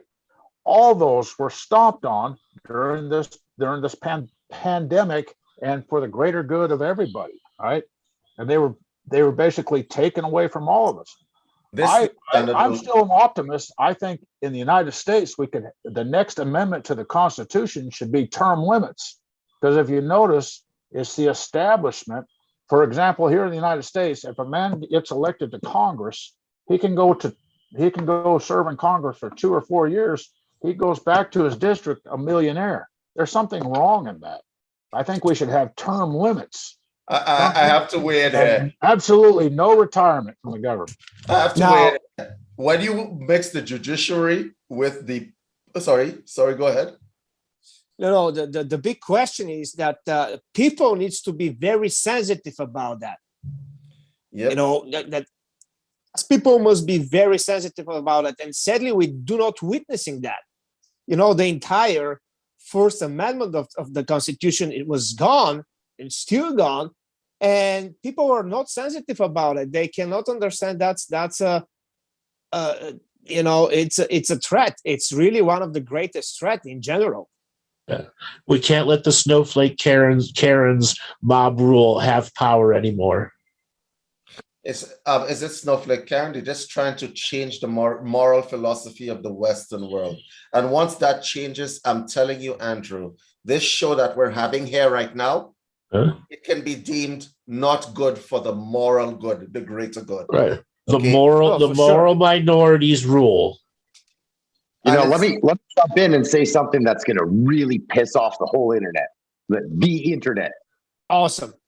I think that the correct thing for us to do as humankind, and feel free to hate me for it because we're used to it, shut down the internet for good. No internet. Get rid of cell phones. Make people work the land game. Make people connect with outside. None of this bullshit walking down the street doing this 24 hours a fucking day. What is this? We've turned into subhumans. All of us, right? All of us are now glued to these machines telling us what to do, listening, you know, the Alexas and the iPhones. We are a bunch of Nancys. Humankind is becoming weak and disgusting because we can't stand up for ourselves. And because we hate on it, right? This is my opinion. And that started with newspapers. Like I saw someone shared a meme of like, you know, everyone's looking at their phones now. But if you look at 50, 60 years ago, everyone's on a train reading the paper. And that was more controlled as well. So, yeah. Well, if we have an EMP, we'll go back to the Stone Age. No, we fucking won't. It'll be 1880. And that was kind of all right. Not the Stone Age. You had to boil all your food. That's the big difference. Yeah, I mean, we'll miss certain things, yes. I mean, I do like watching Friends. There, I said it. But that will stimulate. Go ahead. That will be a stimulus, you know, to get back and to turn our ability of critical thinking. Now we trust, you know, that could you show your indoctrination box again? It's really cute over there. Your phone. It's just indoctrination box, right? People are turn like zombies, and there's no critical thinking. If it's in the phone, if it's on TV, that's the truth, really. So where's the actual ability of judgment and compare information and searching? The most important thing, willing to search information in order to take your own decisions and conclusions. Yeah. But there's a problem there. There's a problem there because if it is, listen, information as we know it has changed. It used to be that books were written, you went to the library, you picked up a book, and you learned something. You try to search for something on the internet, There is no unbiased information on the internet anymore, right? If you go to YouTube right now, and I did that on a live show recently, right? I want to find an opposing view to a popular opinion. It could be woke culture, whatever else. When I type into Google, I want the other view. Google sends me the same view. So it's just a matter of the ratio of what you're trying to, or what the popular view is. You can't get alternative views out there. I have said that independent media will save the world. And the reason why I say that, and I only say it because it's only a certain amount of time before independent media becomes a problem for people. So you said that here? You said that actually the information, the way of information is structured, if the information changed, right? I disagree with you. It's a very, very, very, very old tool. It's how it's said. It's called propaganda. When you actually turn, so I agree with you on that. You flip the truth and you give them a me. direction. It's called propaganda. When I was online on a show, on a live show, if you share your screen and you type in, and guys, I know some of you all have opinions, type in an opposing view to the popular opinion. Type in, as an example in your browser, pro-Russian news. Just as an example, I don't care about that stuff. You're going to get anti-Russian results, okay? If you go onto YouTube as an example, when this trucker thing was going on, and you want the trucker side of the story, YouTube deliberately squeezed down that algorithm. Andrew and I were testing it for days, trying to get the trucker's view, the trucker's side of the story. We were testing it for days in terms of the view counts and so on. We saw people's view counts being cut artificially by YouTube on purpose. So these are, I do data science, so I monitor these things. I monitor the way social media moves, right? And so on. And over the last few years, there's been a concerted effort to only present, so it's not just CNN or Fox or ABC. The entire internet has been locked down in particular ways, and they only produce certain kinds of views. So if you want to indoctrinate people, whether through the phones or whether through the computer or whatever else, it's very hard to get around it. So people have to really, really want to look alternatively. And what it does two things which are very, very important. The first thing is that it indoctrinates people who are weak-minded, as Emery, is that your name? If your mind is weak, then you can't think. You can't have critical thinking. You just absorb.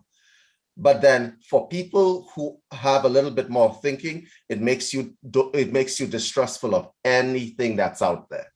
Like right now, if I put any search into Google, I'm not trusting it. So I don't trust anything. Yeah, I understand. I've got an example as well. I was watching the TV show Deadwood, and you've got Calamity Jane, and I wanted to find out more about her. Now, have you ever put cowgirl into a search engine?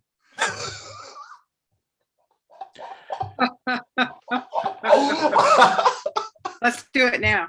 No, don't do it. No. But that's just going on all over the chat room right now. Emery and I came up with a solution on tactical riflemen for all these snowflakes and Nancys out there, and we think, you know, since it's kind of a sanitary thing for when a male child is born, the next day he gets circumcised. We think that all nipples on men should be removed. That way, there's no reason not to be masculine, right? And men need to stand up for being men, and women need to stop worrying about toxic masculinity, and they need to stand up for themselves too. You know, unless it's Stevie Wonder giving the circumcision. Hey, David, I have a question. We can do for it you. in public. Talk to me. Hey, David, I have a question. Yeah. Do you think that the internet now is based on, for advertisement, a form of advertisement and ratings? It has become, of course, because we talk about this social platform. So information is just fed based on who's paying the bill. Okay, so let me put it to you this way. The different social media platforms operate on different stimuli or algorithms. If you're on Facebook, as an example, the popular opinion on Facebook is based on how many people are paying Facebook for that popular opinion. Definitely. Facebook is the prostitute of all social medias. Okay. And I diss them every chance I get because of it. If you are on Instagram, it's about the hype. So how much hype? So as many people you could get into hype. Facebook realized that Instagram was going to, because it has a different metric.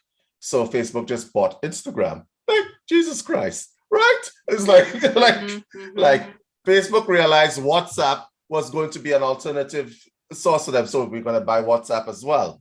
So Facebook, Zuckerberg was going to lock down people communing and taking opinions. So to answer your question, Google, as an example, Google will push the opinion that most people have based on hits.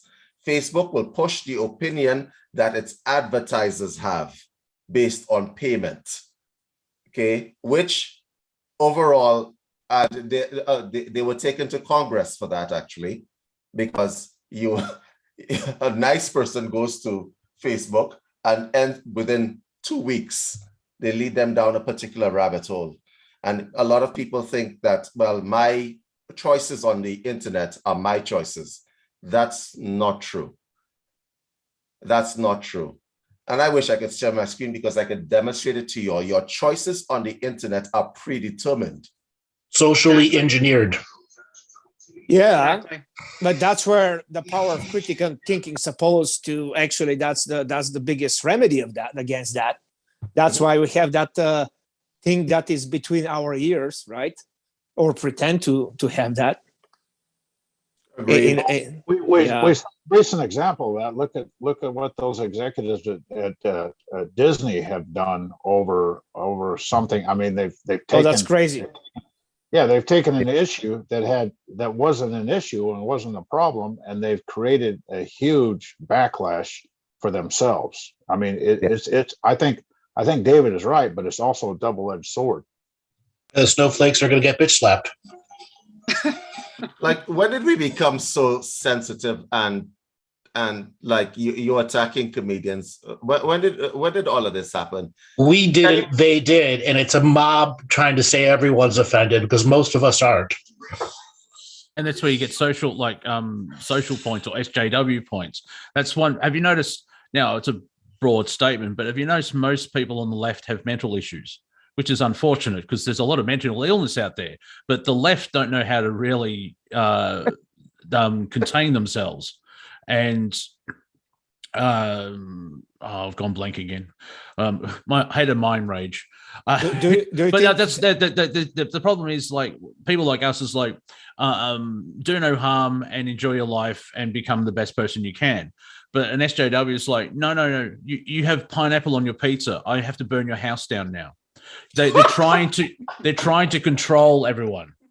Do you think that exactly that's just a coincidence? No, I think that's the behavioral kind of indoctrination leads to some kind of hysterical behavior. We notice, the same patterns of kind of hysterical behavior, and that's because of that kind of engineering is such kind of behavioral, presence and understanding. Yeah, the term is NPC, non-playing character. It's from the video game world. And so you would see the memes where it's like a grey face with a very basic side of a thing. And people are actually pushing back of, how you have those rings around your photo on social media. It's like, I support the current thing. And you're seeing that mob mentality where people like, I mean, it's upsetting that there's people dying in Ukraine and Russia. But how I am sick and tired of seeing the Ukrainian flag. I stand with Ukraine, because like the stuff that's coming out of the Ukraine, where the genocide and the beating, the way I describe it is perfectly what my mother says. They're as bad as each other. but everyone's just jumped onto you're Sure. standing with Ukraine, and if you Can I don't, ask- you're can I ask obviously you guys a question? you're obviously for Russia. That's the other problem as well. They only give you 2 options, and I'm choosing option 3, 4, and 5. Yes. Can I ask you guys a question? Sure. Like, Yeah. do you remember when we just like used to hang out like what we're doing here? I don't really care about right or left.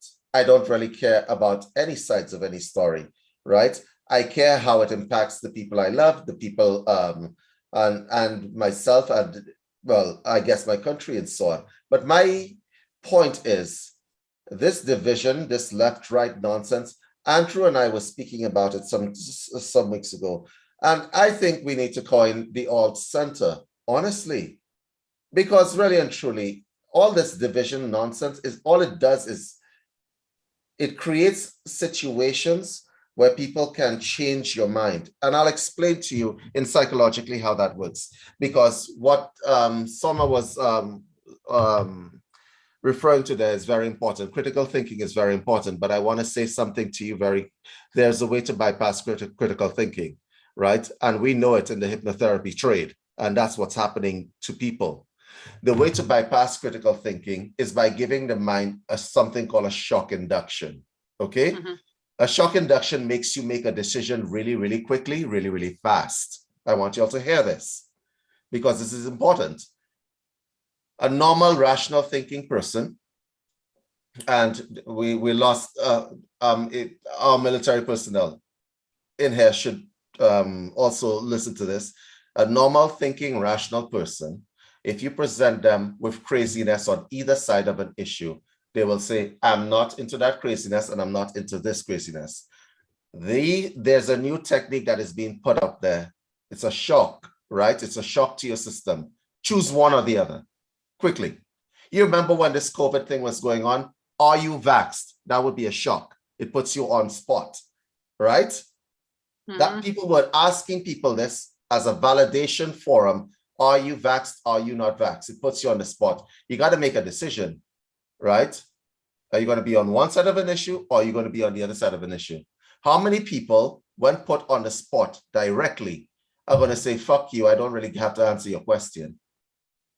Really, I don't have to answer your question. I don't have to answer your question, okay? Because you have the right to not answer that question. Correct. You have the right to not answer that question because answering the question in the positive puts you in a particular light. Answering the question in the negative puts you in a particular light. Very few people, however, during this time were able to say, I am not answering your question, right? Because they're not used to this kind of tactic, but it's a basic tactic that was used in hypnotherapy and in mind control, okay? Shock. So let me tell you how it erodes. Let me show you how it erodes your resistance, your mental resistance. Because the comment was made about critical thinking. If I shock you several times a day, you get shocked watching the news. Somebody out there is doing a poll. You go to work and somebody's shocking you. The public is shocking you, right? Eventually, you find yourself sliding one way or sliding the other way, okay? The reason why is because there's continuous shock being put onto your system where you're living in a state of hypervigilance. Hypervigilance means that if I talk to this group of people, they're going to judge me based on that. And the judgment can mean I might lose my job. The judgment mean that I might lose my friends, lose family members and so on. It's a loss to me. In Canada, it was taken to the political level where I might lose my bank account, money that I worked for. You feel me? If I feed those truckers, if I do something moral, right? It's not in me to see somebody hungry. So if I feed them, I might feed you. But the punishment that is going to come to me is that my bank accounts may be frozen. So I have to live in fear. I have to make a choice. Once you start making these kinds of choices, your critical thinking becomes eroded and your mind becomes addlepated because there is continuous pressure. You don't want to live in hypervigilance.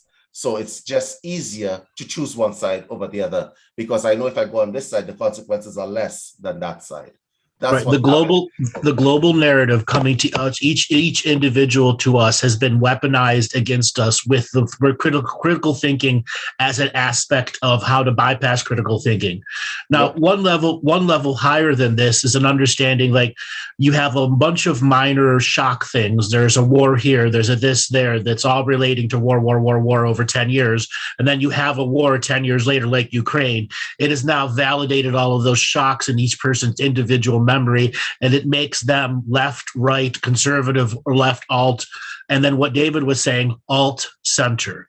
We have to be able to move those goalposts just like they do. And it was actually with Monty that I came up with an idea. Why cannot we not be the new alternate center? Because right now, the left and the right doesn't allow a center to exist. Correct. Yeah, if I may interject as well, I actually did some research on the name, and it's already been co-opted by the left that alt center means you're right wing. Yeah. It's it's a ancient Roman rule, right? It's a saying: divide and conquer. Put labeling, because everything right now it's labeling. You're labeled like this, then you're labeled like this, then you're labeled like this, and that's create that division. Divide and conquer. It's a very simple but very efficient algorithm, creating polarities, and then you're off balance. You start to taking decision not based on the critical thinking, as you said, based on emotions, and that's. Lawson, let me add to that. Right, the polarity is bad that it's causing. On the other hand, we need a balance, right? Everything's about balance. The world's about balance. Your mental health is about being balanced, right? Balance is the key. We need a left, we need a right, we need a center, we need an everything, because we need everybody's opinions.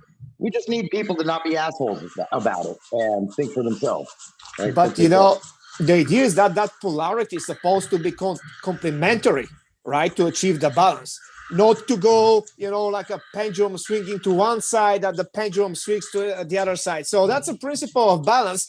And this balance, lack of harmony, actually, it's a cause even of the diseases. It's scientifically proven. So it's a very basic principle, let's say, in a universe that can be manipulated easily, or you can be very aware and follow that balance in general, in everything. Follow the balance. But then the binary of it though is if you've got your two options to keep balance, and if they're wandering off towards a cliff, I don't want to do that. The balance where we that you're talking about, that does make sense. But what we're seeing, it's not really a two-party system; it's a one-party system. So it's the illusion of balance, and they're heading off in their own direction. Well, exactly. That's why your example. It's not that the balance is running off the cliff. The masses that are running off the cliff, that's what's out of balance. The balance would be the rest of the people way on the other end, far away from the edge of the cliff, and that's, I believe, where probably the majority of people are, right? The majority of modern people. I mean, look at how many people we all speak to every day that have the same opinions, right? Republican, Democrat, whatever. Nobody gives a shit. Normal people. Rawson and I have been, Rawson and I have been talking about this for a few years. Sue and I have been talking about this separately for a couple of years and kind of bringing it together. We've been talking about, look, we all know what has to be done. We just don't know what the way is to do it. And what I mean by that is fixing, we're talking about our country specifically, because the world is an even bigger issue. And we're only a few people trying to fix a giant country, but we've been talking about it.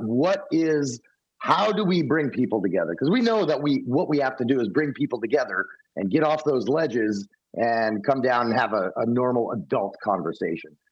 And that's we start by doing shows like these, networking the old-fashioned way until such a time you created your own local swarm. Exactly, and that's exactly. Even pamphlets and stuff like that, and using history, and this is a great forum to do it. I'll give you an example of something that Emily and I have used in front of our own classes and stuff like that during this whole mandated vaccination thing, and people were getting divided over vaccinated or not vaccinated, and And, if you know a little bit about history, you got to ask yourself, how does an entire society get divided like that? And so I came up with the idea using Emory, as the brunt of my joke. And I said, wait a minute, if you get vaccinated, let's put a patch on your collar saying, with a triangle. And if you get a booster, let's put a triangle facing the other way. And if you don't get vaccinated at all, let's superimpose the triangles. Oh, wait a minute, that's the Star of David. That we already make sure it's yellow. There's going to be yellow triangles. That's a good analogy. Not only is this hilarious, you should have seen the faces of some of my incredibly left-wing family when I brought Sue over, and he made that joke, left-wing, very, very Jewish. It was, and everybody, what? Well, that happened in Germany. They gave out yellow stickers for the vaccinated, and everyone that knows history is like, "What the fuck are you doing?" I haven't heard about the stickers thing. And you can use Ukraine. You can use Ukraine and Poland as the same example of what's going on right now today. I mean, I just went back to my bookshelf and got this book called Bloodlands. If you guys, it's history repeating itself. What's going on between Russia and Ukraine, and what's going on in Western Europe, and even here in the United States. It's just basically history repeating itself.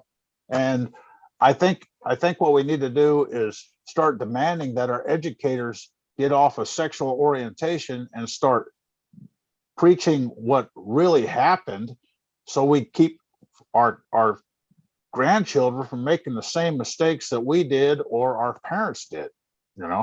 Yeah, because nobody cares about the history anymore. It's we will tend to repeat the same mistakes. Because of that, we are not wise enough, like a human kind in general, because we always forgetting about history. We don't care about history anymore, and of course we will tend to repeat the same mistakes. We are so concerned about purely artificial problems that are artificially created, that are distractions, and we're not focused about the real things that can actually repair the world society in general. That's why I stated with that Hollywood drama.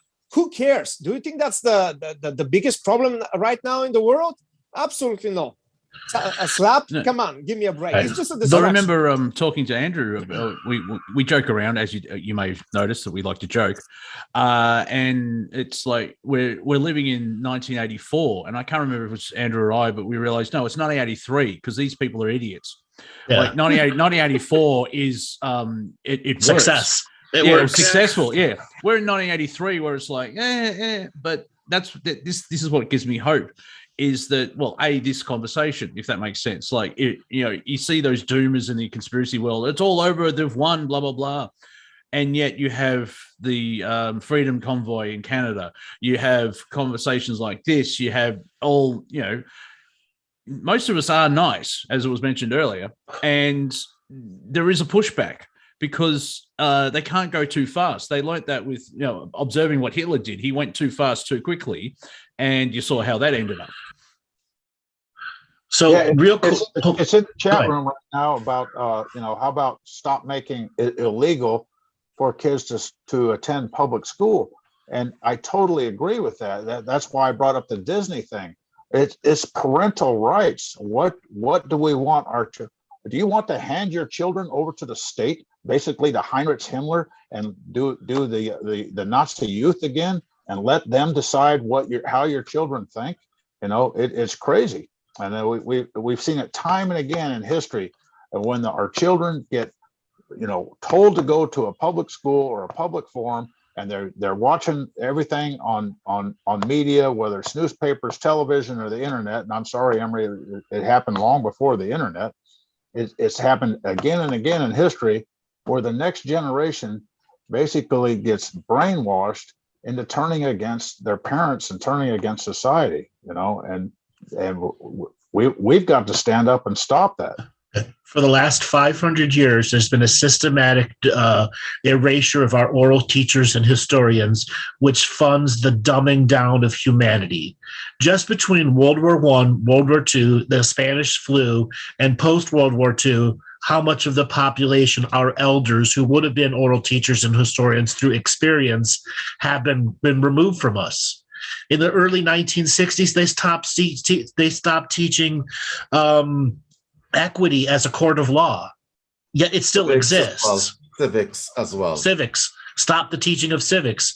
The erasure of the oral teachers and historians has disconnected us from the natural race remembering of what this, and this, like you guys have just said, can mean to future generations. It's just not the grandpa on the porch sipping lemonade anymore. It's the truth of what they teach you over all the lemonades and all the experiences that you have with your elders. Mm. Yeah, education, it's extremely important thing. You know, that's one of the cores. You know, you need to start from there, because that will define, you know, social behaviors that will form the moral system and values in general. You know, these kids are this is where they are shaped, you know, with their beliefs. It's an interesting huge time as well. responsibility. Yeah, an interesting time as well, because the baby boomers are aging out. Because like my mum's a baby boomer, so my grandparents, they're dying. But my grandmother was like 14 during the Great Depression. And so completely different worldview from, say, my dad, or even my dad was born in 1940. What I'm getting at is, as that generation moves on, the next is Gen X's, and yeah, we groovy. But my point is, we don't have that connection to the past, and to have those oral traditions, and just even family history of like there was the great gold steal in the 1932-33, where the government said, "Give us all your gold and we give you money," and they changed everything. There's stories of grandparents. I think even Andrew, you mentioned, like you had family members that still hid gold and silver under their mattress, right, even into the 1980s, because they don't trust the government for obvious reasons. And that's the other thing as well, is Gen X, we're the last, if I get it right, we're the last generation before the internet. So we're the crossover, where we've grown up with the internet, but we remember being allowed out till 6 p.m. at night, freely wandering about and being outside and eating dirt and all that type of stuff. So that's our part of, we've seen both worlds in the evolution. There comes a point where we all can agree we do have a common moral code, and we can no longer let the moral minority define the majority's morals, because this is a system of the black sheep trying to lead the herd here. The lone mob in the corner defining what our rules are. No, the moral majority has to stand up and say, what is the common moral code we can all share and agree on? Well, David Ellis has a perfect. He gave a perfect example of how it works in the psychosis of humankind. Right. What we need to do is start shocking the populace by telling the truth. Stand up and tell the truth, and shock everybody every day. I mean, when Dr. Fauci tries to come up with another reason for a lockdown, I mean, I could become a hero by walking across the stage and bitch slapping him. Bitch slap that man. And then we all got something to talk I just had that visual. That's kind of the problem as well. Like comedy, actually, yeah. Comedy is one of the last bastions where you can do that. But now, after last weekend, there's a precedent that if someone in the crowd disagrees with a joke that I say, where it's truth-based as information, they can come up and slap me because they've seen it on international television. Monty, before anything happens, my condolences on your face, because based on your jokes, my man, you would get slapped every day. No, actually, no.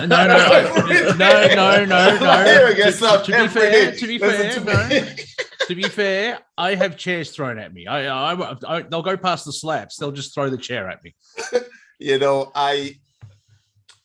they started this war on comedy because comedy was an avenue where you could express. Dave Chappelle, right? Dave Chappelle, who's the other guy? They even attacked Rogan because I think the Joe Rogan thing was to minimize his ability to have power, because he has a lot of power with that podcast when you're averaging more views than CNN or any of the, but come on. After they were upset, I don't care about his views on COVID or ivermectin or whatever the case may be. CNN tried to do a hit job on this man. They did. They failed miserably. And then you're going to turn around and say, well, he used the N-word how many times? Listen, look at my skin color. You think I think that Joe Rogan is racist? Come on. This man is not racist. Come on. Right? Like any reasonable, rational thinking person looks at that and says, this man is not a racist. Okay? But that just came out of nowhere.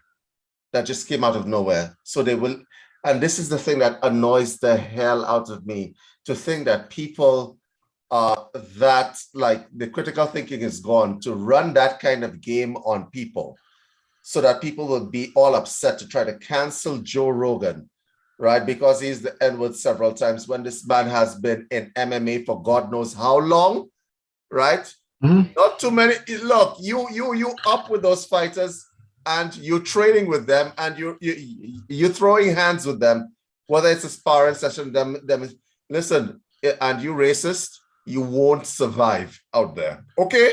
Yeah. You won't survive the sparring ring with another MMA guy. They suspect that you're racist. Come on, like seriously. Yeah, and Joe Rogan keeps having black Americans on. So if he's a racist, he sucks at it. It's not only that, but the fact is that they tried it, and it was transparent. Yeah, because that was only 3 days, because they tried it for remember, it was Plan B. That whole thing about the N-word was Plan B, because less than a week before they tried something else and it failed. It's Plan B, Plan Black, is that? Yeah.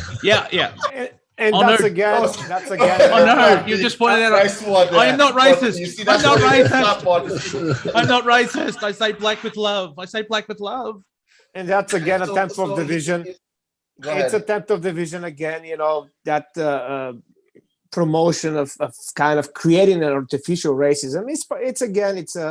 It's a way of division. It's a creating artificial problem that do not exist in that extent that they're trying to proclaim. It's actually, that's creating a division, speaking about it, you know, judging somebody based on a race. It's a pure definition of a racism. So if you talk too much about racism, that means you're racist. It makes sense, right? Yes, that what you look at looks back at you and does influence you. It's projection. It's projection. Correct. Exactly. Oh yeah. Go ahead. Oh, I was to say, then how did the pandemic create racism? Well, it came from China, and you can't call it Chinese. I mean, we still call it the Spanish flu, but that's racist.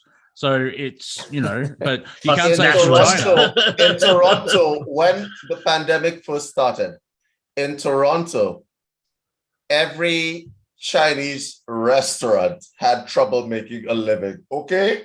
Just so that we're clear. Yeah, okay? From that soup. Yeah. Now, China's kind of a big place, you know? So the places where Guangdong is far from the other, and Chinese cuisine is not generic. It's not just one thing. There are different kinds of dishes from different places. But people didn't understand that. So the Chinese Canadians, it didn't matter whether you were Chinese, Vietnamese, Japanese, or whatever. They had to mask up, double mask up and everything, right? Because they knew what was going to happen. They knew, right. They intrinsically knew. All right, you got to give them their props. They knew what was going to happen. So they stayed like far away from you and so on. And I'm like, I'm getting into an elevator and there's this guy. I know the difference between, they look different. People think that Asians are the same. They're not. There's a big difference between someone who's Korean and someone who's Chinese. There's a Korean dude in the elevator in my building. And he's like, is it okay? Is it okay if I come? I'm like, my man, get into the elevator, right? Well, you're not gonna kill me in the elevator. Like just being in an elevator with you is not gonna kill me. And you're Korean. You're not Chinese, right? Yeah, I mean, it's almost embarrassing for us to allow, again, back to the public school systems. I'm coming to you from North Carolina, so I can't be a racist because I don't even watch NASCAR, right? But what I'm impressed with, that's Carolina, but you're not a racist, Sue. Yeah, you're not a racist. Get in the car. Yeah. Honestly, though, my adult children and the generation behind that and the kids in school right now, I can honestly say that they don't even know what racism is. They didn't go through the civil rights movement. They damn sure don't understand. They didn't experience slavery and things like that. But to take critical race theory and things like that, and this is stepson out of public school, right? And so I've made that step, right?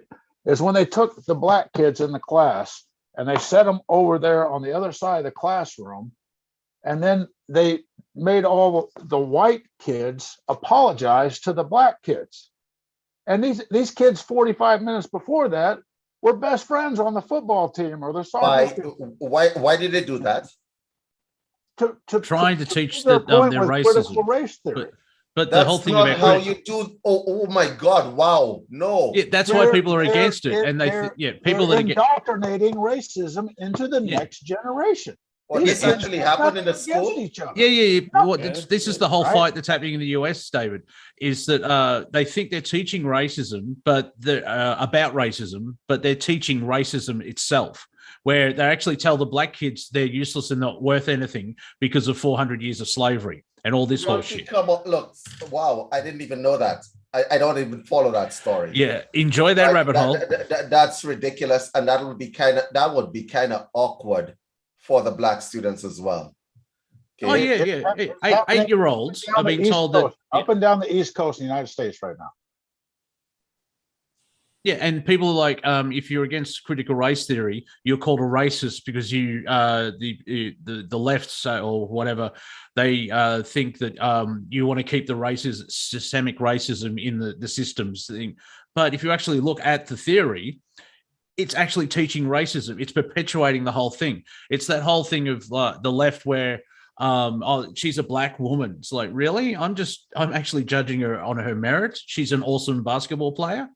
If you bring up Martin Luther King, his speech, you judge people on, not big fun judge, but you go by their merit and what they can do. The latest Supreme Court thing. Oh, it's a black woman.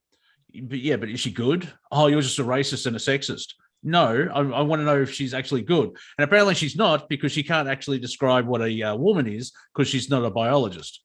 So very simple, judge somebody or define somebody's position or position in society or whatever, judge them based on race, not about abilities, qualities, values. That's a pure definition of racism. You're absolutely right. I want to say something here to my American friends. You guys need to get out of the US, okay? Because let me explain to you, the corruption is from bottom to top. When you marry a judicial system to a political system, it never will end well. If it starts wrong, it ain't gonna end right. You're telling me that the party in power has the power of appointment for the particular judge on a Supreme Court, which is the highest court in the land. How is that different from politics? Because they're going to choose the judge that sides with their particular agenda. Am I correct or am I not correct? How is this fair? On a base level, yeah, because remember Ruth Bader Ginsburg died, and they had this whole thing about Trump of like, oh, wait for the election to appoint a new judge, and Trump's gone, no, we'll just do it because that's what you do. And this is the other thing about the left-right paradigm. The left attacks the right for, it's either right. It's okay when we do it, if you've noticed that, and it's both sides do it at the same time. But Kavanaugh as well, like all this disgusting stuff, like because of the Trump presidency, the left and the media have taken away the respect for the office, and that will never come back. And so because they hated Trump so much, they attacked the office. And so whoever's in the office now, that respect has been removed because of these idiots. Can I say something to you guys? Because if I was a politician and I was particularly narcissistic, I'm sorry, I'm probably going to give a few people ideas here. I would run for office. If I won the office and became president, my next action would be blowing up the entire Supreme Court. And then appointing all the judges, all of them 19 years old, of course, right? 19 years old. This just follow me here, follow my logic. Is there a trans person there? There better be a trans person. Come on. Who have my particular agenda. Once that Supreme Court is in place, all I have to do is put a law that says, I am president for life. Let the Supreme Court back it. You could sue me, but it'll go to the Supreme Court, and guess what? I would win. That is how corrupt your system is. Do you understand that? Right? Because all they have to do is stack the Supreme Court. The Supreme Court is the final decision in your land. It is not really the government as such. The president has executive powers. Absolutely, he does. But he cannot go against the laws of the land. So if it is that a politician does something and you try to action him in court, it will go to the Supreme Court. We know this, okay? And the number of judges that are on one side of the fence as opposed to the other side of the fence will determine what the actual law is and what the precedents are. So my point is, how do you marry those two systems, the judicial system and the political system, and expect that it will end well? Whose idea was this? Please help me out. Who gets custody? Who gets custody of the kids? It's not a good idea. It's not a good idea, David. In the defense, it's supposed to be checks and balances. The judicial, the executive, and the legislative is supposed to be three separate things. But I'm not as pessimistic as you are. I'm not going to leave the United States because, if the United States was so bad, why are we having so many people trying to jump across our border? We've already got 2 million people trying to come to our country already, because we're the last bastion of hope for the world, I think. We still have time, I think, to change things without going to violence. If it goes to violence, I have two answers to that question. I have two answers to that statement. Number one, when you are ready, I have a tub of poutine waiting for you. That's number one. Number two, with regard to people coming into the US, even that has been political, because the people coming into the US will vote one way, and it's not going to be right. The people coming in, the high levels, they're going to traditionally vote Democrat during the immunity phases. And that's how the Democrats are able to recycle and regurgitate vote strength. Yeah. They're going to stack the population. I want to second what Sue was saying, because David, I'm listening to you, and a lot of what you're saying, I'm super in tune with. Really agree. I'm not leaving the United States. Rawson's not leaving, and Sue's not leaving. Our core group, we're very aligned on this, and we've been talking about this a lot. Look, Rawson and I both moved here as younger people, different ages. I moved here younger than Rawson did. And we live here because we love living here. Mm-hmm. Right? There's only one reason we live here, because we choose to live here. We love living here. We do, all three of us. I say all three of us, I'm excluding everybody else because I don't know you personally well, right? But Sue and Rawson are two of my very, very best friends. And we love this place. One of the biggest reasons why we do what we do for a living today, not talking about military stuff, I'm talking about what we're doing today, we educate. Now, we educate on the knowledge that we have, right? The fighting skills, various things like that. But really at the top of that, what we're doing is we're passing on our ethics. We're passing on our moral code of how to be a human being. And that gets balanced very, very well in what we do with what we're actually teaching, which can be a very destructive skill, right? So we have to pick and choose who we teach as well. So that's why I just wanted to reply to what you're saying by saying, we're not fucking leaving this place, right? We're staying here and we're going to keep this our home. And I hope that the whole world can say that about their countries, right? We live here because this is the freest country to date, right? This is the freest country that I am certainly aware of. Our rights are being eroded slowly or not so slowly, depending on how you see it. And that's exactly why we're staying here and we're creating conversation. We're creating or trying at least to recreate an actual society, right? As opposed to a bunch of machines sitting like this, getting whatever information they decide that, they're going to build their truth on. So that's my little spiel. All I'm saying is I ain't leaving this fucking place. I'm going to die here. Understood. Yeah, and Do you think to caveat what Emery said, we don't teach violence. I mean, we teach a lot of skills that we learned in the military and their survival skills and tracking skills and all kinds of other stuff. What we do is we teach self-confidence, right? So somebody like Will Smith comes up and bitch slaps you, you knock his fucking head off. It's that simple, See, he has become a teaching tool. See, as irrelevant as it may be, but it's still a wonderful teaching tool for the ignorant masses who remain blissfully ignorant to critical thinking. I'm going to throw something into the mix, Andrew. Andrew, I'm going to throw something. Do you think that would be the same if Mike Tyson was hosting the Oscars?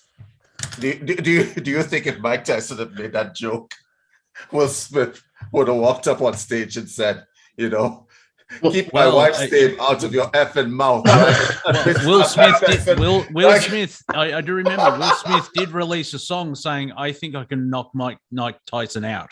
He did release a song called that. So I don't know. But it'd be interesting. That would have gone a whole lot. Imagine if it was Mel Gibson up there. Or maybe a woman, and I am a biologist. So Alec Baldwin. Well, Dave, you're in Canada, correct? You're up in Canada now. Yeah, right? I'm in Canada. And well, if you look behind me there, that's the greatest game that's ever been played. Now you can go out on the ice and you can knock the crap out of each other, and you get 5 minutes to rest. And you can come back and play again. I love that game. Yeah, this is true. This is true. When I saw things, honestly, let me explain to you my thing, and Andrew can tell you. When I saw things going south in Toronto, because Toronto's, the whole Toronto experiment has been a huge failure for Canada, a huge one, right? I ran like a little girl, and I'll tell you why I did.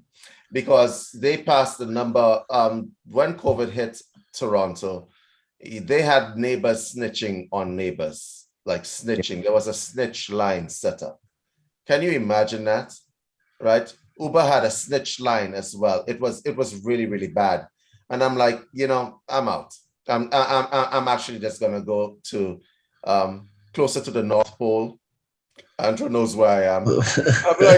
I'm just gonna go closer to the North Pole.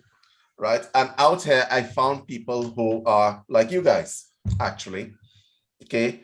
But and Andrew jokes about it because I'm in literally redneck Canada and I feel so relaxed. I remember trying to tell him, David, wait till you get your first gun. You get your first rattlesnake kill. You feed your first moose. Andrew, I have something to say about that, right? So I did the PAL because they're restricted up until the 9th, right?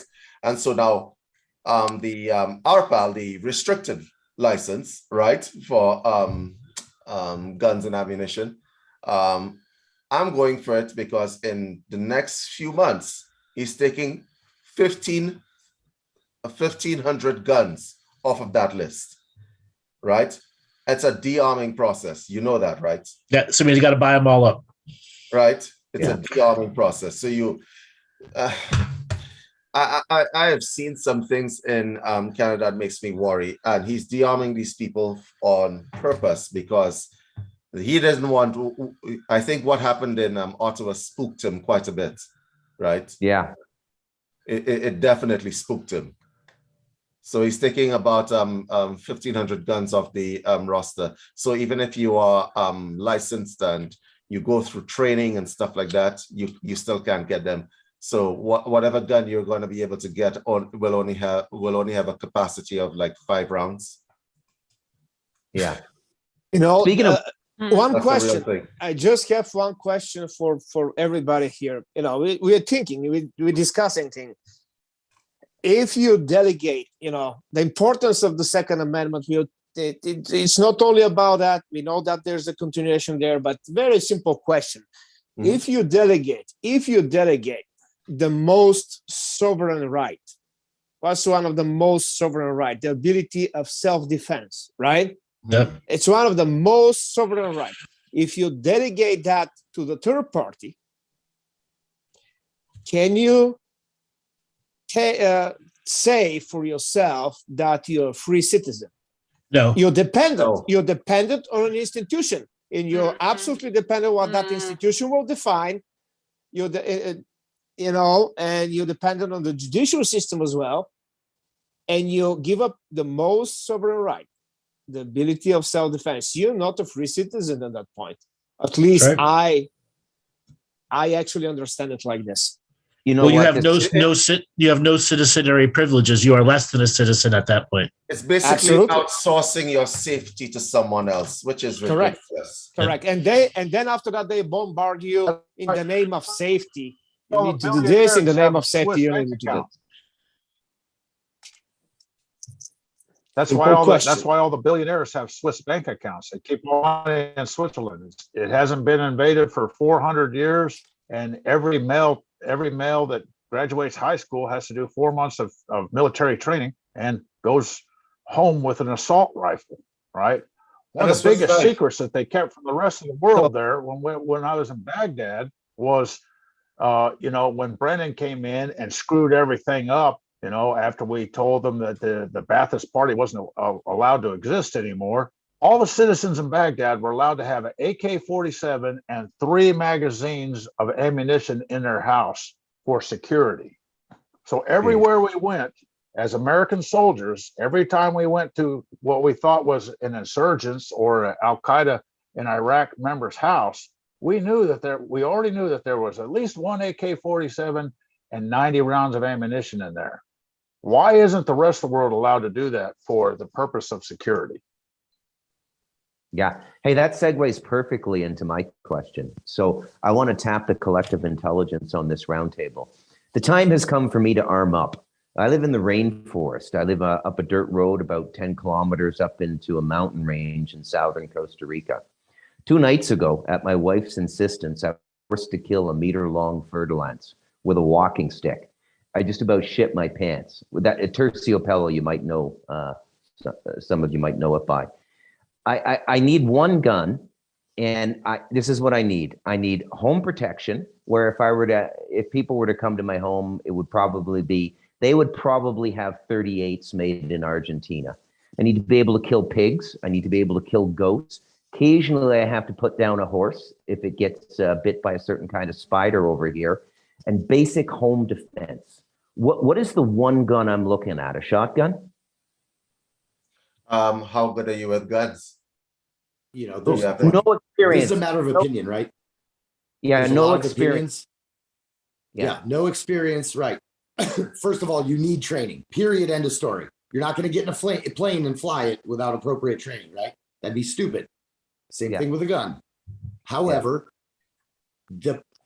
nobody here among the 3 of us is going to give you a brand or a whatever, right? But that's why AR-15s are what they are, right? Because it is a tool that was incredibly well designed to be ergonomically comfortable, and it works. It works. But your question has more than just what is the ultimate gun for my purpose.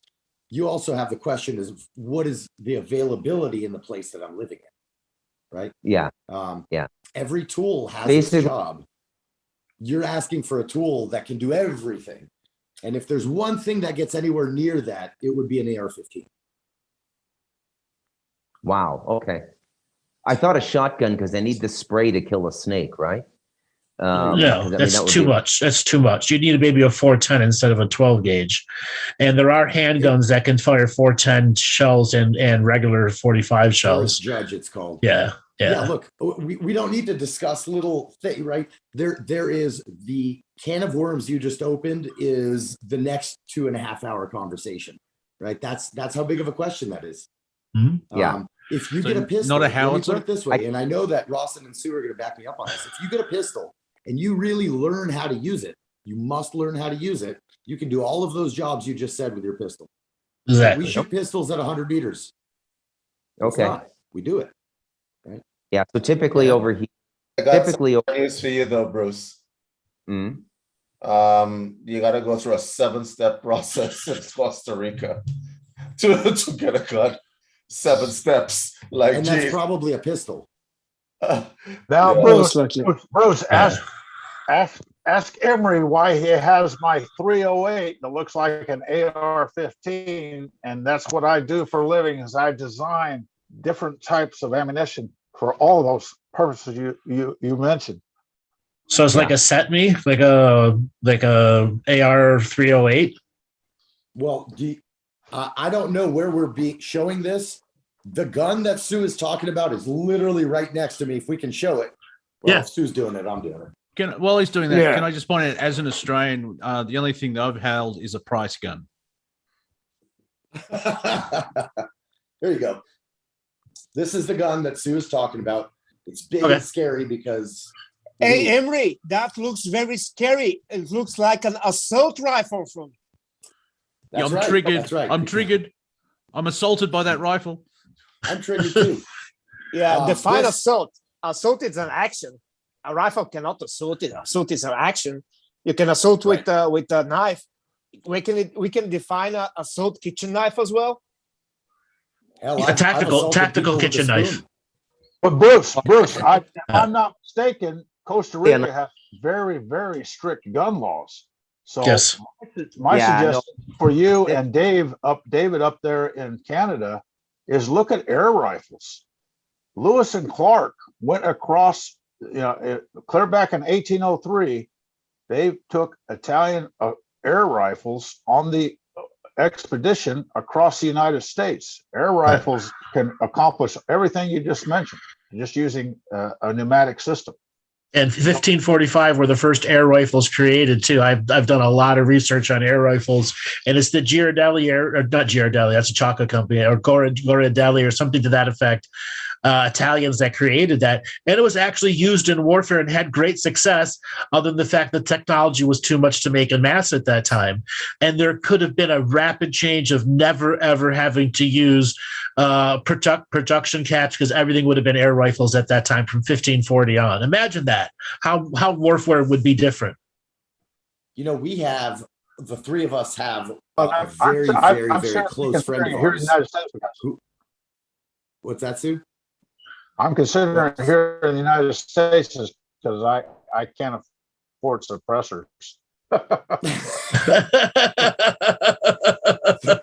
Look, Sue and Rawson and I, Sue, that's actually, that was a really good point with the air rifle, because the three of us have a very close friend who teaches survival. He was also a Green Beret. He wrote the survival portion of the SF survival manual, right? And if you were to ask him, hey, Randy, what are you taking with you tomorrow when all hell breaks loose? Other than knives, he's taking an air rifle. You can be very effective and very quiet, and you can buy it on the internet. With a bike pump and an air rifle. They'll go on forever. Pretty much, right? And some extra canisters. I think I'm just going to start with a 22 and a scope and fire off 500 rounds over a month or so. There's all kinds of training courses here, but I mean, anything like an AR-15 would go through the tariff system in Costa Rica. This is a pre-free trade country. It would cost 4 times, 5 times what it would cost in the US. Listen, And you then- have a wife who knows the entire mountain. She'll get you one for free in a box if you ask.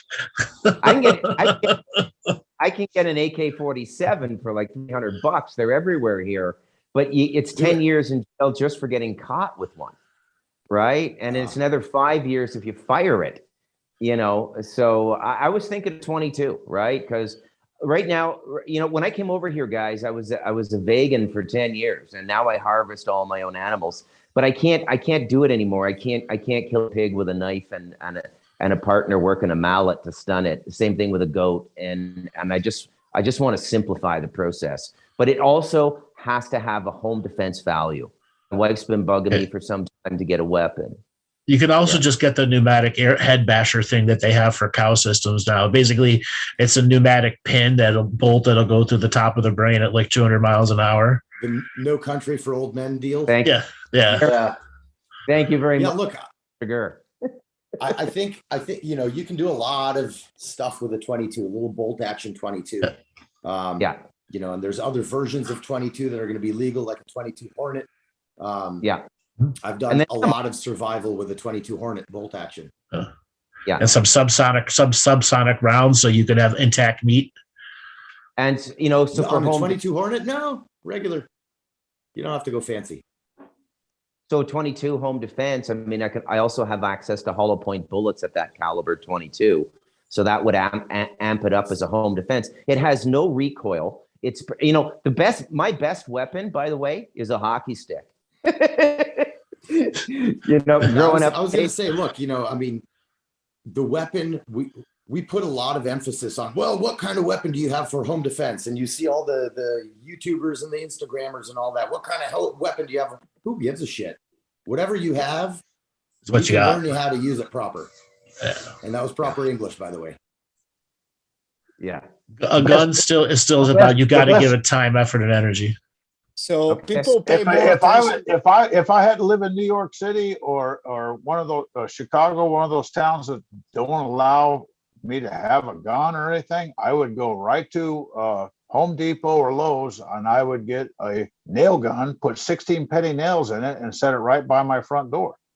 You know, a 16 penny nail coming out at 600 feet per second does a lot of damage.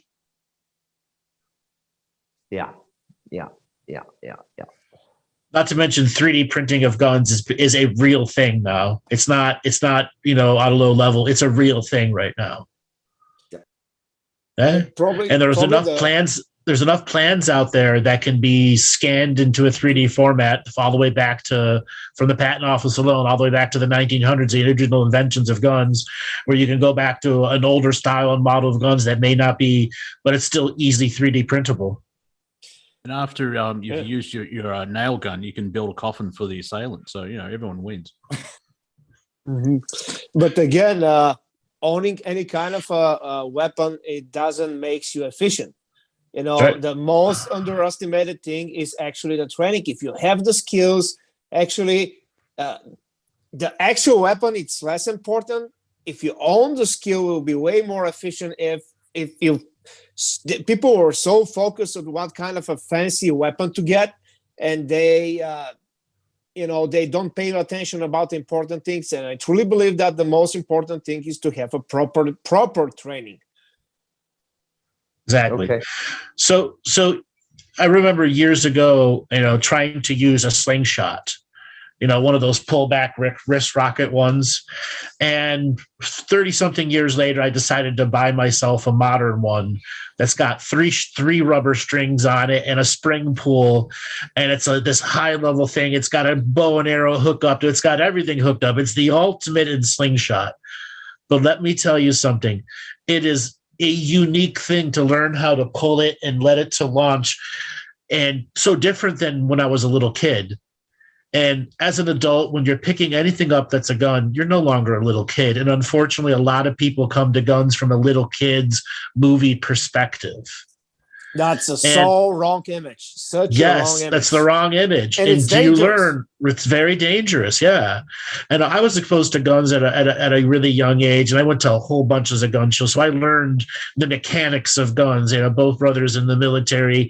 One brother had a federal firearms license, and we go from gun show to gun show to gun show and buy guns and then resell them in a variety of places. And this was before the assault weapons ban, where, the gun shows here in Ohio were like every 5 feet you trip over one.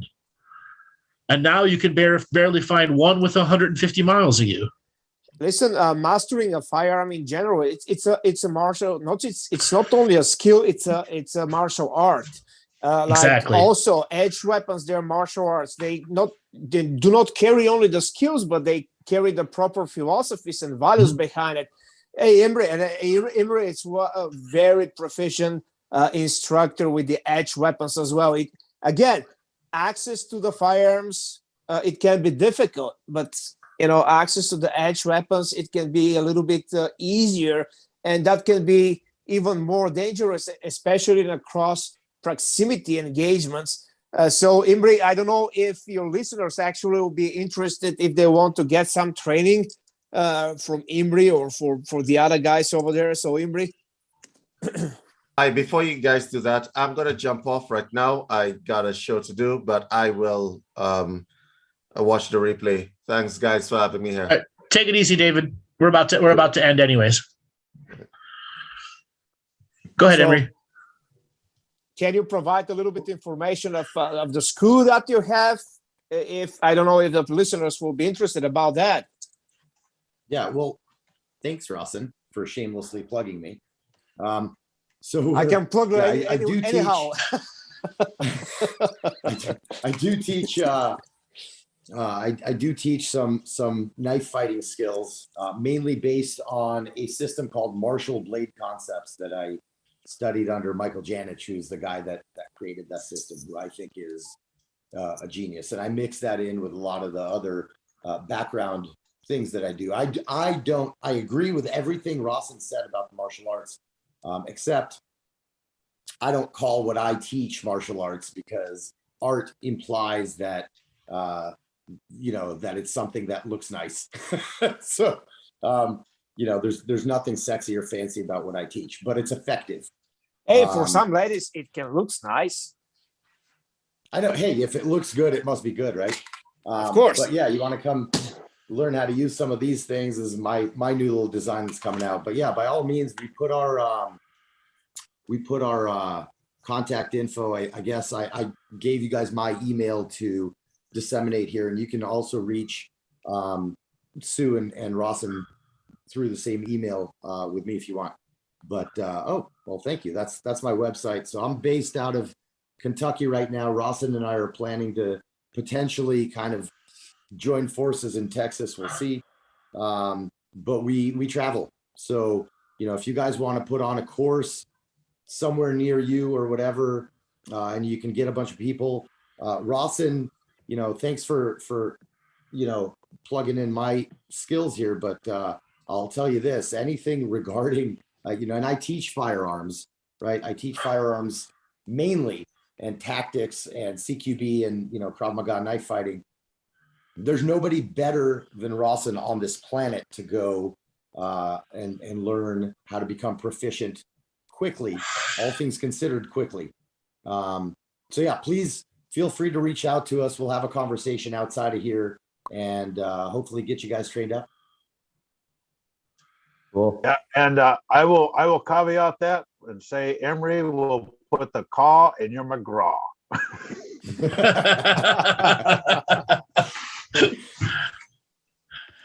Michelle, do you want to give away for people to get a hold of you?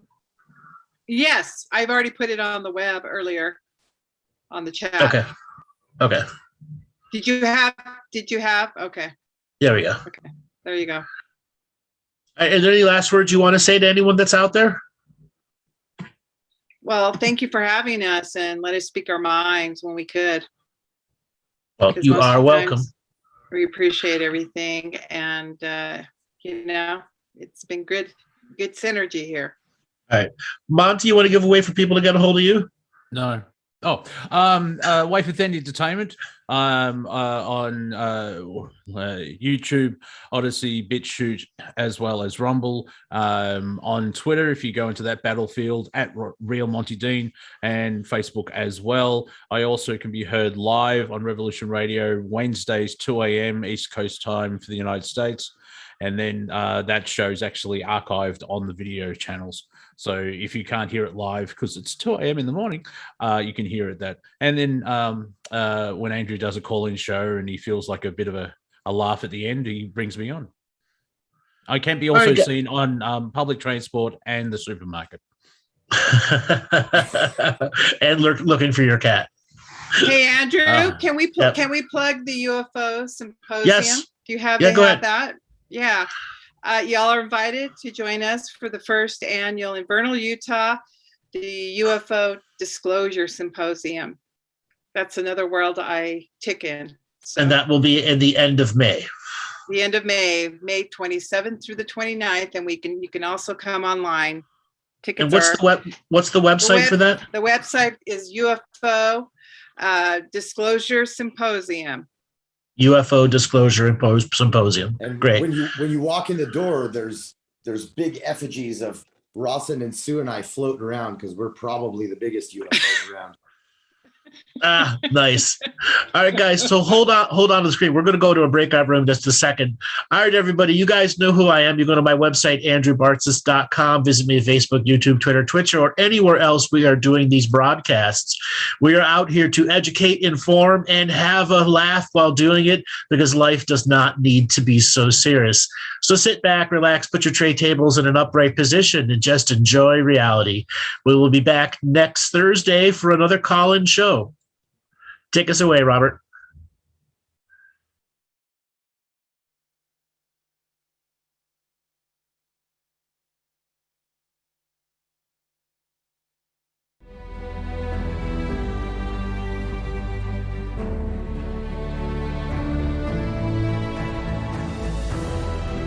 Each different bubble of reality is true. A galactic historian is a person that looks at all the lines of dramatic karma. Nudge, nudge. It's the Holy Grail. Improvise. Mysterious. It's counter psychic intelligence. Why is DNA farming of this star cluster so important? Because we do manifest our reality. We do create our reality.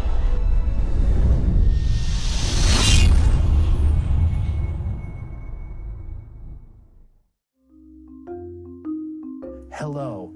Let's create. Let's co-create, and let's change this world with love. No matter if you're from Alpha Centauri or Earth, we all began with the same birthing process. We live in a limited point of view. Living the mystical life daily is about striving for the unlimited point of view. Each day, each human being gets an infinite amount of choices. Living the mystical life daily is about facing obstacles and challenges. The level of awareness that you are working at means you have a responsibility to be equal with it. How does one truly let go of expectation?